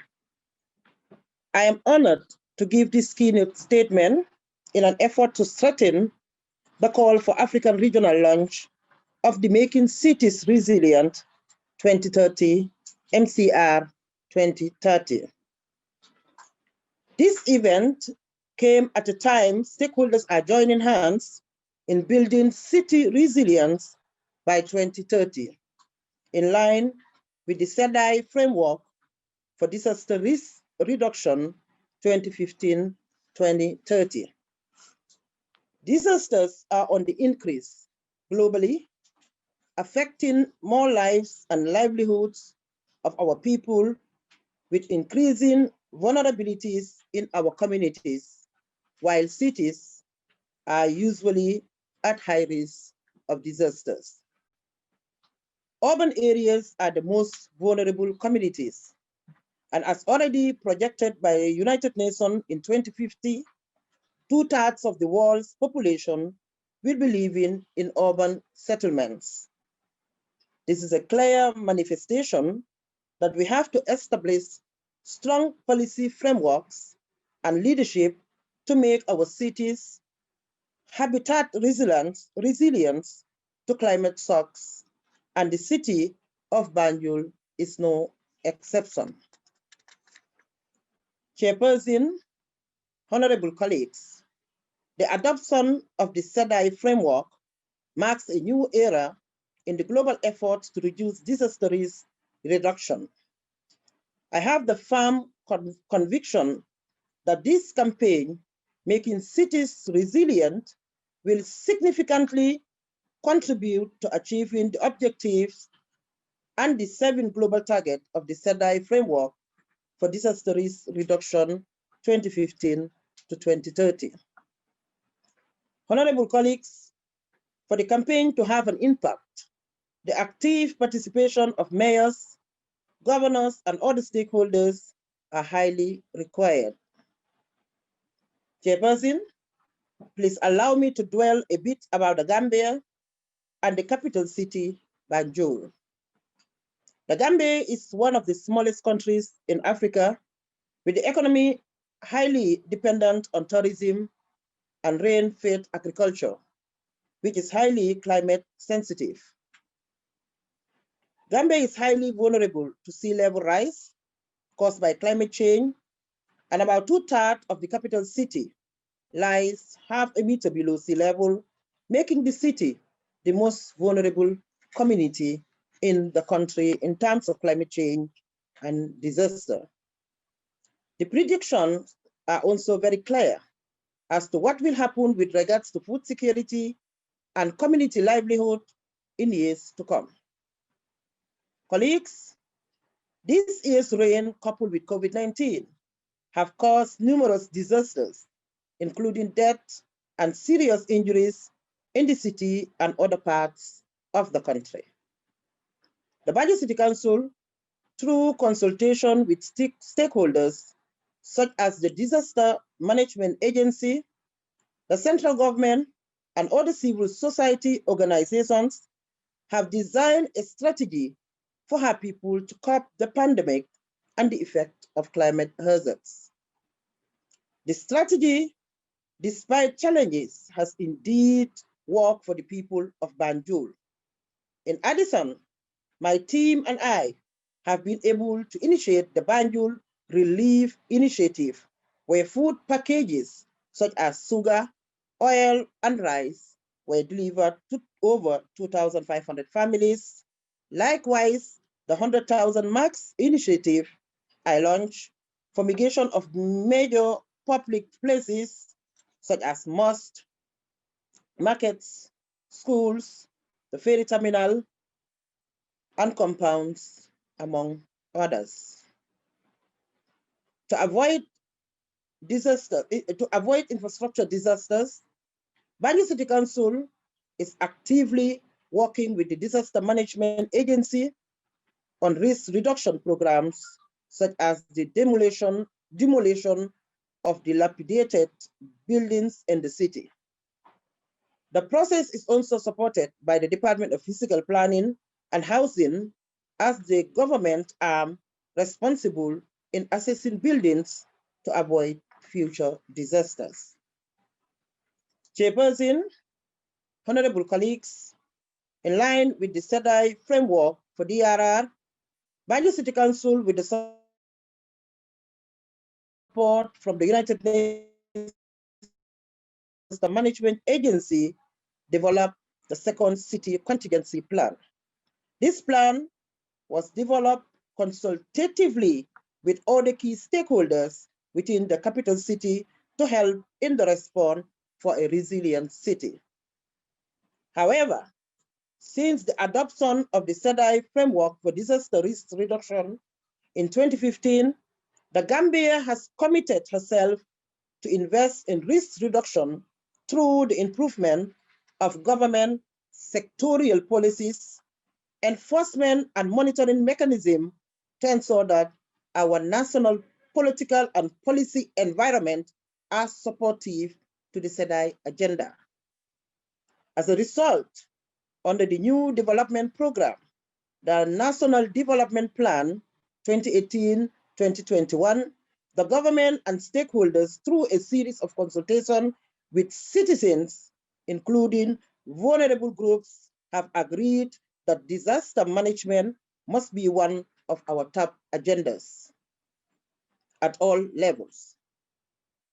For the first time in our development planning, the National Disaster Management Agency is directly tasked to report to the highest political authorities about its work, especially on community risk reductions and resilience building programs. Chairperson, honorable colleagues, as the president of the African Capital Cities Sustainability Forum, I want to join the rest of my colleagues to promote the agenda of strengthening resilience in capital cities, which is fundamental and can spearhead the journey countrywide to ensure we are building forward better. I also urge colleagues to increase the awareness campaign as part of strategies in order to make our people understand the risks around us to enhance our capacities in disaster reductions.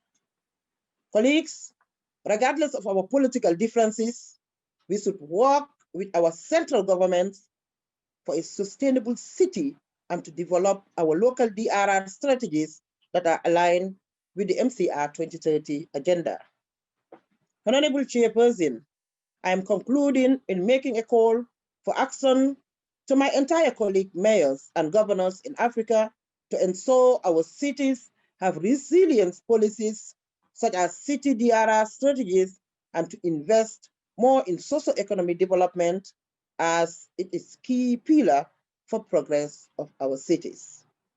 Let us continue to build synergies in not only curbing the spread of this pandemic, but also to make sure that the sustainability of our cities stays a priority. I thank you all and congratulations to UNDRR. Thank you very much, Your Excellency. I mean, the challenges that you have spoken about can resonate with many cities, almost all of them across Africa, including the challenges of climate change. And your call for collaboration and for building synergy couldn't have come at a better time. Thank you very much. We appreciate. Now, in this next session, we will have just 3 other speakers to speak very briefly on addressing the 2 questions that I am about to say. One is how the institutional framework in their different countries support the MCR2030 agenda. And then just to have them make a few recommendations on what we can do what we can take into account as we embark on the operationalization of the MCR2030 in next month or next year, which is January 2021. So allow me to introduce Mr. Edson Fernando, who is Director, Office of the Deputy Commander of Civil Protection and Fire Service. Also speaking to us will be Ms. Pamela Komojuni, who's Senior Disaster Management Officer in the Office of the Prime Minister in Uganda. And then we will hear from Mr. Abdou Sane from Senegal. He's a former member of parliament and a champion for the Making Cities Resilient campaign. So now allow me to welcome to the floor Mr. Edson Fernando. Sir, we request you to address 2 questions very briefly. We are running out of time. Mr. Chairperson, excuse me, sir. Sorry. Can you hear me, please? Yes, I can. I just want to make a brief contribution and go over 2 minutes. All right. If you make it 1 minute, we'll appreciate it. I know you want to put me on the platform, but just allow me 2 minutes, please. All right. Go ahead, please. I just first and foremost want to thank the panelists. And also to thank the regional director, that is Omar Silla, for putting emphasis on the importance of local government. However, I've seen many partners on this platform. So I want to take the opportunity to emphasize on the vulnerability of my city. I think we all have to agree that at this moment, the most vulnerable city so far in the country or in the world is Gambia. So I want to tell again, this is not publicity, Mr. Chairman, this is just to take opportunity, since all sponsors are there already, to let them understand that my city is on the sea level, which I keep emphasizing in every platform, and across the board in Gambia. Gambia is very, very vulnerable. And when we talk about resilience, city resilience, we have to understand that women and youth are very important in this. You cannot have a resilient city when your city is full, or your country as a whole is full with women and youth who are unemployed. So I want us, please, to take Gambia as a pilot project to understand that the city is very vulnerable, and also the city has a mayor who is a woman, and we all agree that the women empowerment and youth empowerment is high on the agenda. So I want to put emphasis on this, and I want to thank all sponsors there and the panelists as well. I'm sure Omar will say that this is the mayor of Banjo again asking for the market, but I'm still putting emphasis on this. Thank you very much. Thank you. Thank you. Thank you. I mean, I believe that by 2030, you and I have to ask my lead, you will come with a different I'm going to the National Assembly. All right. Thank you very much. I mean, we look forward to you coming back to us with a positive story in 2030 of the transformation that shall have happened in Banjo. All right, so allow me to very quickly now introduce Mr. Edson Fernando, Director, Office of the Deputy Commander of Civil Protection and Fire Service. If you can hear me, sir, please say a word.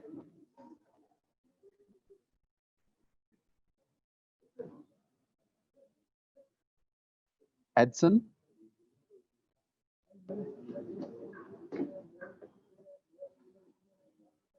All right. It seems that we do not have Edson is not ready, or perhaps he cannot hear us. All right. So maybe we will bring Edson later. Pamela, are you ready? Yes.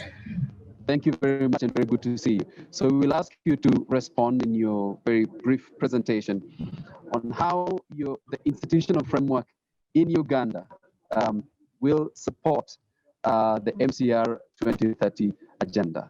And then also from where you sit and from your organization, what you would recommend that we take into account as we operationalize the MCR 2030 in January.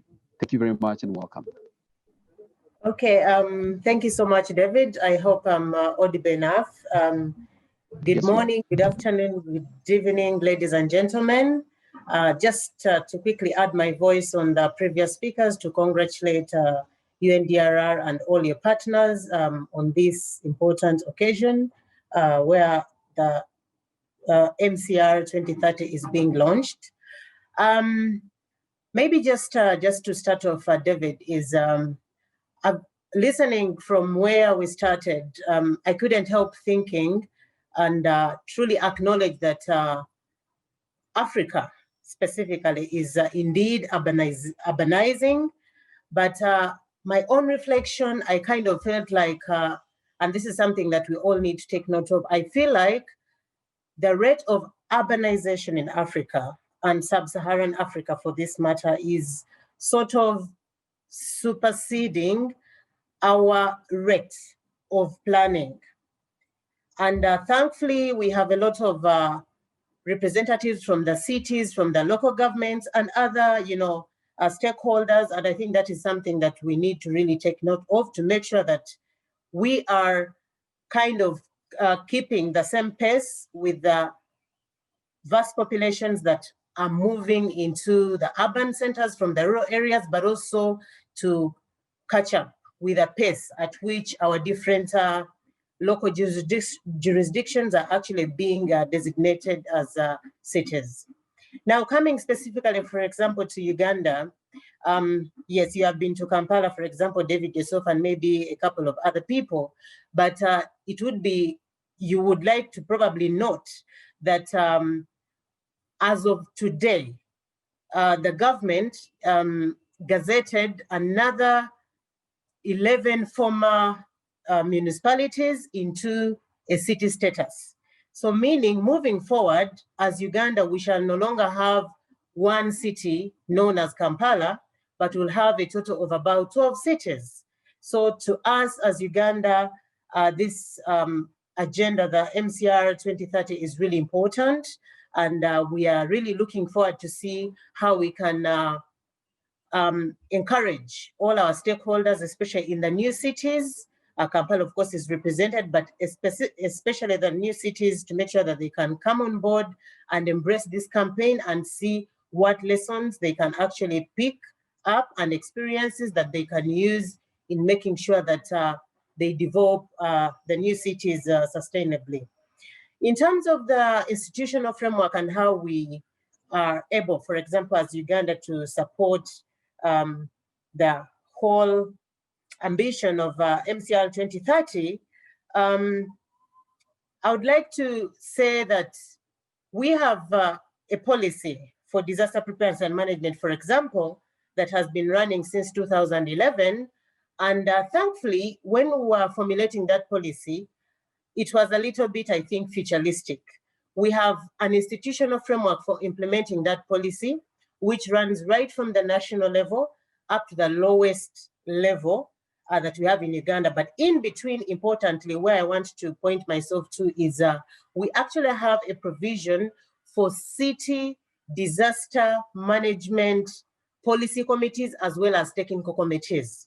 And in that institutional framework, it is those levels, it is those city committees that we actually charge with the responsibility of making sure that a number of strategies are put in place at that level to make sure that they are planning for the populations of their cities to be safe and to be resilient. We have quite a number of strategies and mechanisms, but I think about 4 that are critical. For example, for this campaign is one of the strategies that we really encourage the cities, and my colleague Consulate already, for example, presented the case study for Kampala. We encourage risk assessment, because to us, resilience cannot come before people have actually gotten a fair recognition and acknowledgement of their risks. So it is important to proactively work with people to assess their hazards, the risks, and the vulnerability that they are prone to.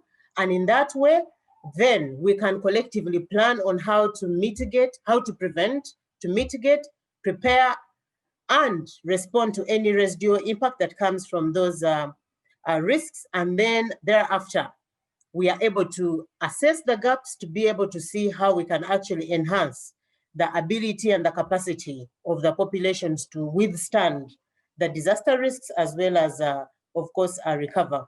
So to us, our institutional framework already provides for that mechanism of conducting hazard, risk, and vulnerability assessments at the different levels, including the cities. The other mechanism that I feel our institutional framework is able to support, is communicating to, that can support this campaign, is the issue of physical planning. We place a lot of emphasis on physical planning. And indeed, if we are going to achieve safe cities, resilient cities, it is important that we take cognizance of the need for the properly planned urban settlements. I'll just give one quick example. When you look at, for example, out of the over 45 million population that we have as Uganda, you realize that about 77% of that population is actually in the youth age group. And most of those people, we have studies which have been conducted, and you see all those are populations which are actually potential candidates to eventually end up in the urban areas.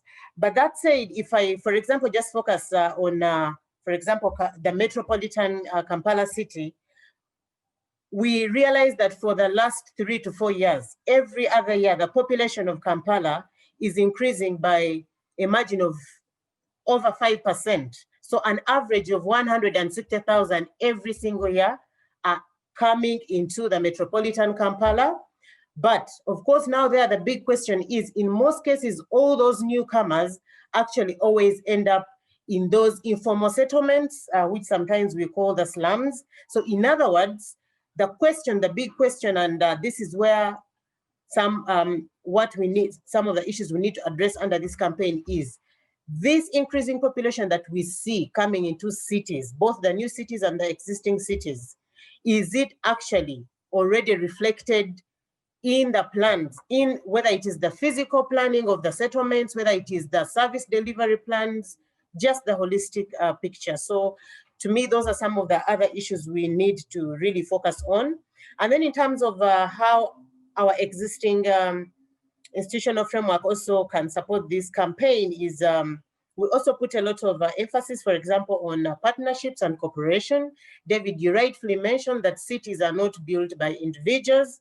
Rather, it is a collection of different stakeholders. Everyone has their part, from the slum dwellers who work in the informal sector, you know, to the elite people in the society. So it is important to see how we are actually going to demarcate the different roles and responsibilities that people have to play. And then we also need to see how we can tap into the advantages that come with the private sector whether it is through their corporate social responsibility programs or any other. So we need to find innovative ways of actually bringing the private sector on board, so that we don't only rely on, the mainstream governments to kind of finance some of the plans we want to make sure that these cities become safe.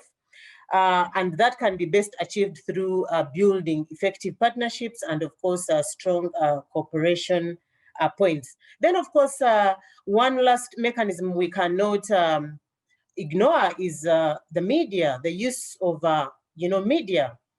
For us, where I come from in disaster risk management, over time, we have really appreciated the importance of communication and specifically utilizing the media, both the print, the radio, the television, because these are very good and effective mechanisms through which we are able to actually pass out information on the risks that people are prone to, up to levels of actually even disseminating early warning information to the people who are actually exposed and who are vulnerable. And to me, the media could actually also be a good partner. And I'm sure just like any other governments, in Uganda, we have a very straightforward institutional framework that harnesses the advantages that the media can bring on board in terms of passing on this information. And since also we are talking about, for example, establishing some effective partnerships, again, we can use very effective channels through the media to see how we, one, publicize and raise awareness about the whole Making Cities Resilient 2030 campaign, because we cannot do it alone as only us here who know, but we need to make sure that all our broader stakeholders within the cities, within the local governments are brought on board, and therefore we need to see how we can publicize. Maybe just one last point on that is, as a country, again, of course, we have a fully fledged institutional framework for DRM, and we also have our disaster risk management strategy. And just to kind of point out that one of the core objectives for that strategy is actually building resilience of Ugandan people to natural disasters and climate change. And in addition to that, we have two distinct outcomes of that strategy, one being making sure we have a disaster resilient, individuals, communities, projects, and businesses. And therefore, for us to achieve that outcome, we are looking at the broader spectrum, we are looking at the communities, we are looking at our local governments, we are looking at our cities, and the businesses that thrive in these cities to make sure that they do not succumb to the devastating impacts of disasters. Then the other key outcome is actually to make sure that institutions, mechanisms, and capacities that build resilience to disasters are strengthened. So already, this strategy, the policy, all these exist within an established framework, and it is through these frameworks that we actually do offer guidance to the cities and the other local governments, the municipalities, to make sure that we kind of achieve a harmonized working modality towards I will kindly now ask you to wrap up. Yes, I'll just give you 4 recommendations from my part, which I think we need to focus on. Whereas the MCR2030 really looks at moving from advocacy to implementation, I still think advocacy still remains critical, especially when it comes to the element of raising awareness to ensure that people are actually aware of their risk in order to appreciate their exposure. And also this will help to inform our risk perception. Then the second recommendation would be to, again, I cannot overemphasize or emphasize enough the issue of risk mapping, and that is broadly the hazard risk and vulnerability mapping, and also regularly updating such risk maps to match with trends that are happening in our cities. And then these profiles should actually inform our planning to make sure that urbanization is actually moving alongside the new risk profiles. Then cities also need to adopt, of course, a multi-sectoral approach to planning. We know that no one stakeholder can do this alone. That is something that we have already all talked about. We need the other sectors, the ministries, departments, and agencies to collectively work together. And then lastly, I also feel that to move the MCR 2030 agenda forward, cities need to pay close attention to the urban poor, because to me, these are the people who, in most cases, are the most exposed. They live in areas where all sorts of risks do interact together. And we cannot leave them behind, because if we don't plan along with them, then we cannot actually achieve our objectives. I think, yeah, that's all I can contribute in the 5 or 7 minutes you've given to me. David, thank you so much. Thank you very much, Pamela. A very solid policy environment that you have in Uganda. You ask us to move at the speed of our urbanization. Very important to communicate with clarity what we need to do, and for all partners to understand what roles they can play. And very importantly, at the end, taking care of the urban poor as we move along with the implementation of this. I don't know if Mr. Edson Fernando is now available. Maybe you could talk to us for a few minutes.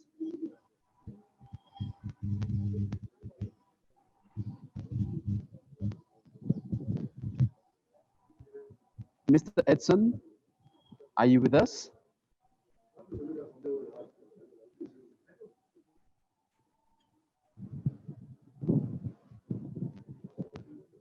All right.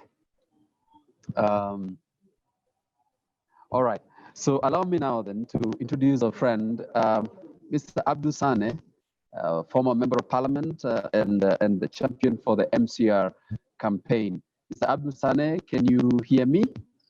Yes, I hear you. Thank you very much. It's good to see you. Please speak to us very briefly, because we have not much time left as we come to the close. You're welcome. You have the floor. Okay, thank you.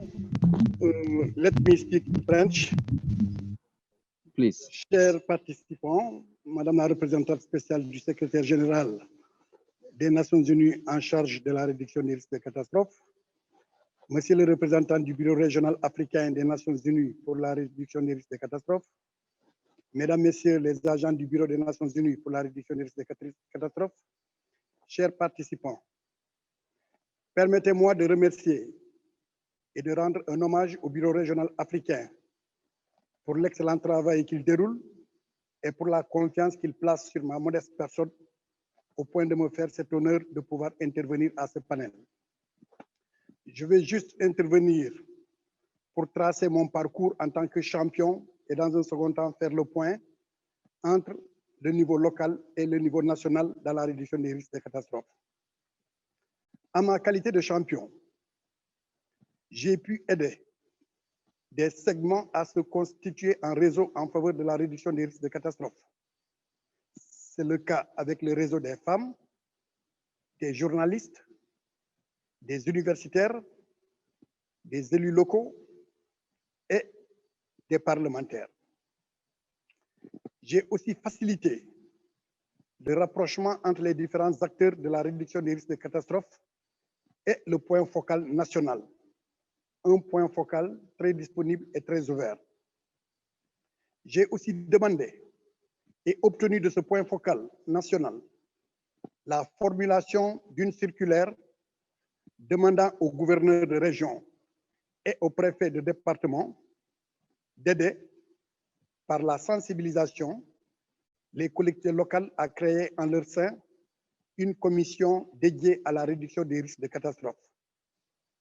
J'ai aussi, en rapport avec le point focal national, obtenu du gouvernement l'organisation d'un conseil interministériel sur la réduction des risques de catastrophes de façon générale et sur la résilience des villes, conseil interministériel présidé par le Premier ministre, et ce, en présence de Madame la représentante spéciale du secrétaire général des Nations Unies pour la réduction des risques de catastrophes.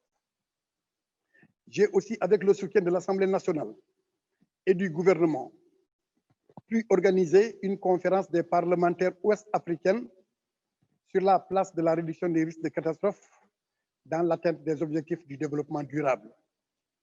Cette conférence a vu la présence du président de l'Assemblée nationale, du ministre de l'Intérieur, point focal national de la réduction des risques de catastrophes, du ministre de l'Environnement et de son Excellence, Madame la représentante spéciale du secrétaire général des Nations Unies en charge de la réduction des risques de catastrophes.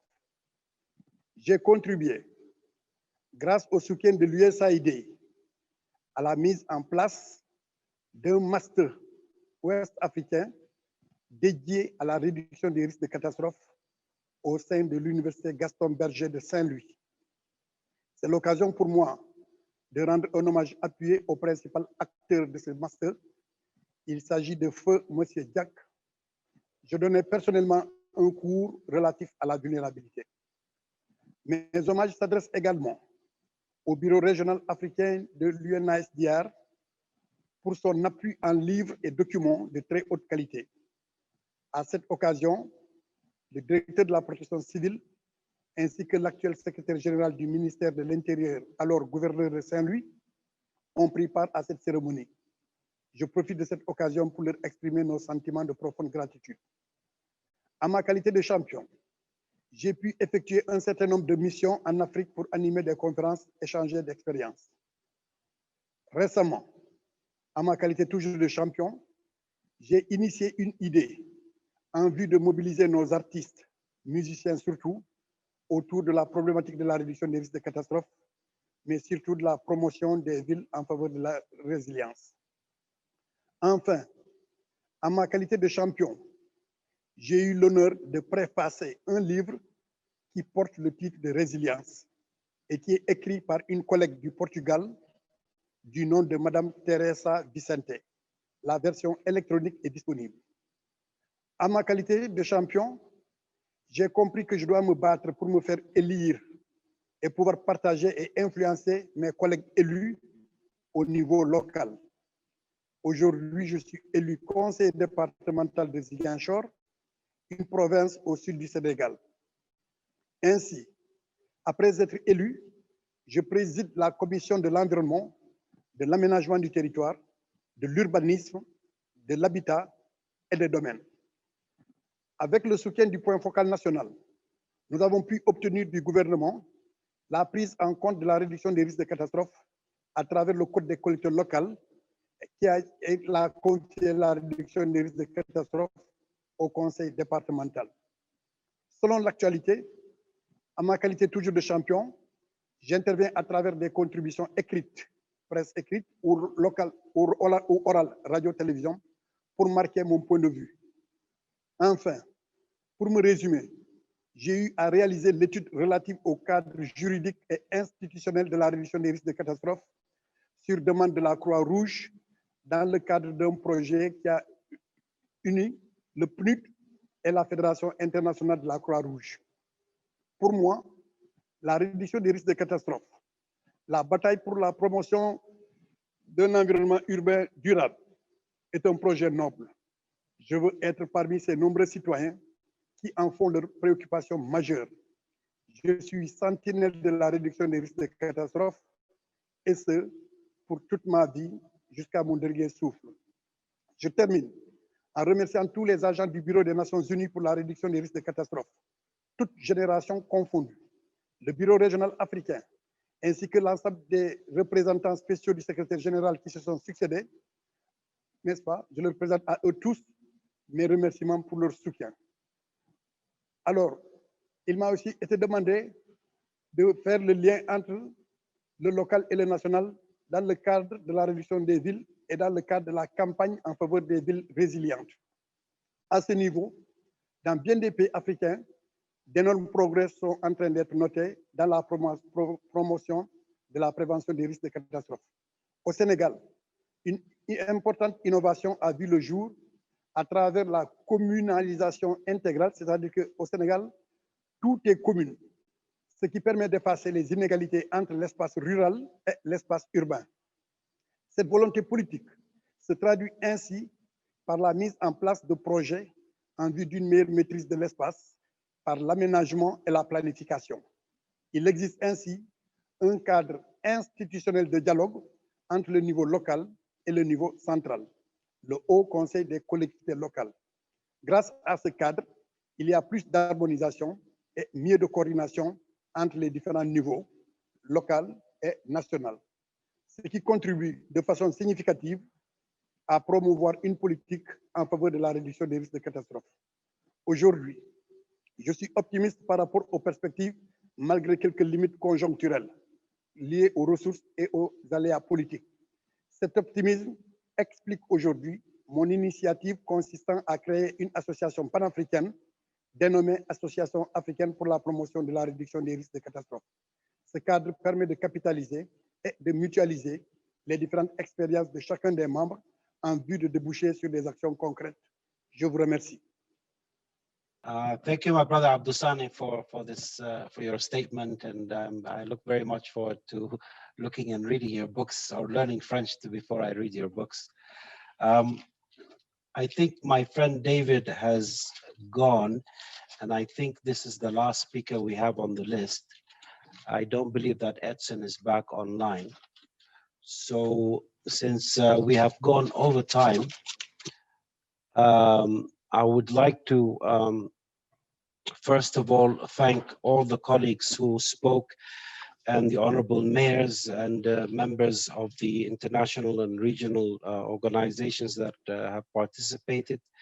It's indeed a privilege for my office here, UNDRR in Africa, to have been able to launch this MCR2030 campaign, and it could not have been done without your support, and it's really a privilege, and we're very grateful, because this is not a launch of UNDRR, this is a launch for Africa, and it's critical that we have, I'm very excited that we have such commitment and such rich interventions that were made. I will not prolong, I just have three messages that I want to quickly share with you. Really, the message are divided, three messages are divided into three clusters. I mean, the first message I want to give is to my partners, the international organizations, UN and non-UN, who spoke in the beginning of this discussion. And it was clear to me that the commitment of the international and regional organizations working in Africa is strong to support not only this campaign, but all the local governments and the cities. Their commitment is clear, it's refreshing, and the message to them is that, you know, I want to work with you, let's work together, let's use our networks, let's use our tools to support the local governments and mayors and cities who are vulnerable to disaster and climate risk. My second message is really to the honorable mayors and the local governments.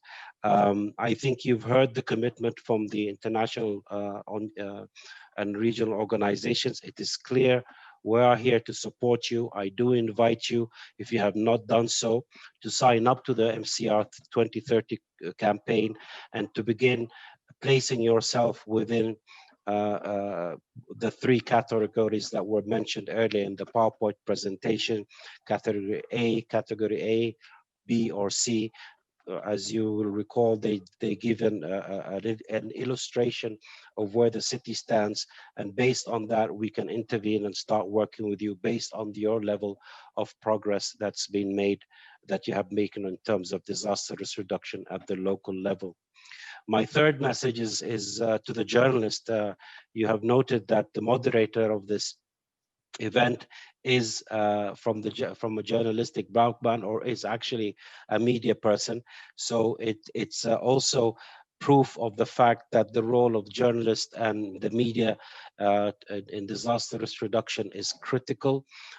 We do wish to work with the journalists and the media to ensure that disaster risk reduction is communicated, that it has a higher profile, that it does not become victim to what some used to call the CNN effect. It's very important that we show our successes and provide the good news from the cities and the local governments and the work that they've been doing. And we're happy to support you with any material that you would wish to do. I'm sure my other speakers and the other colleagues will be able to do that and provide you with any support. So these are just the three messages. I wanted to be very brief, and I wanted to really express my sincere gratitude to all the honorable mayors who took the time to spend with us these 2.5 hours and help us launch this MCR 2030 in Africa. And we will keep you informed. We will keep you engaged. We expect to begin operations in the beginning of the year, as we say, inshallah, in 2021 in January. And Isabel, my colleague, is going to be the focal point for that. So we will be working with you, and please remain in contact with her for any questions that you would require or any support that you would need. I thank you all very much, and a special thanks to David Owino, who is not with us, but I will relay the thanks with him because I think we lost him. And special thanks to all my friends and colleagues, and warm regards to all the attendees and the panelists who participated. And we look forward to continuing to engage with you through this campaign from now until 2030, inshallah. Thank you very much, and have a good evening, everybody.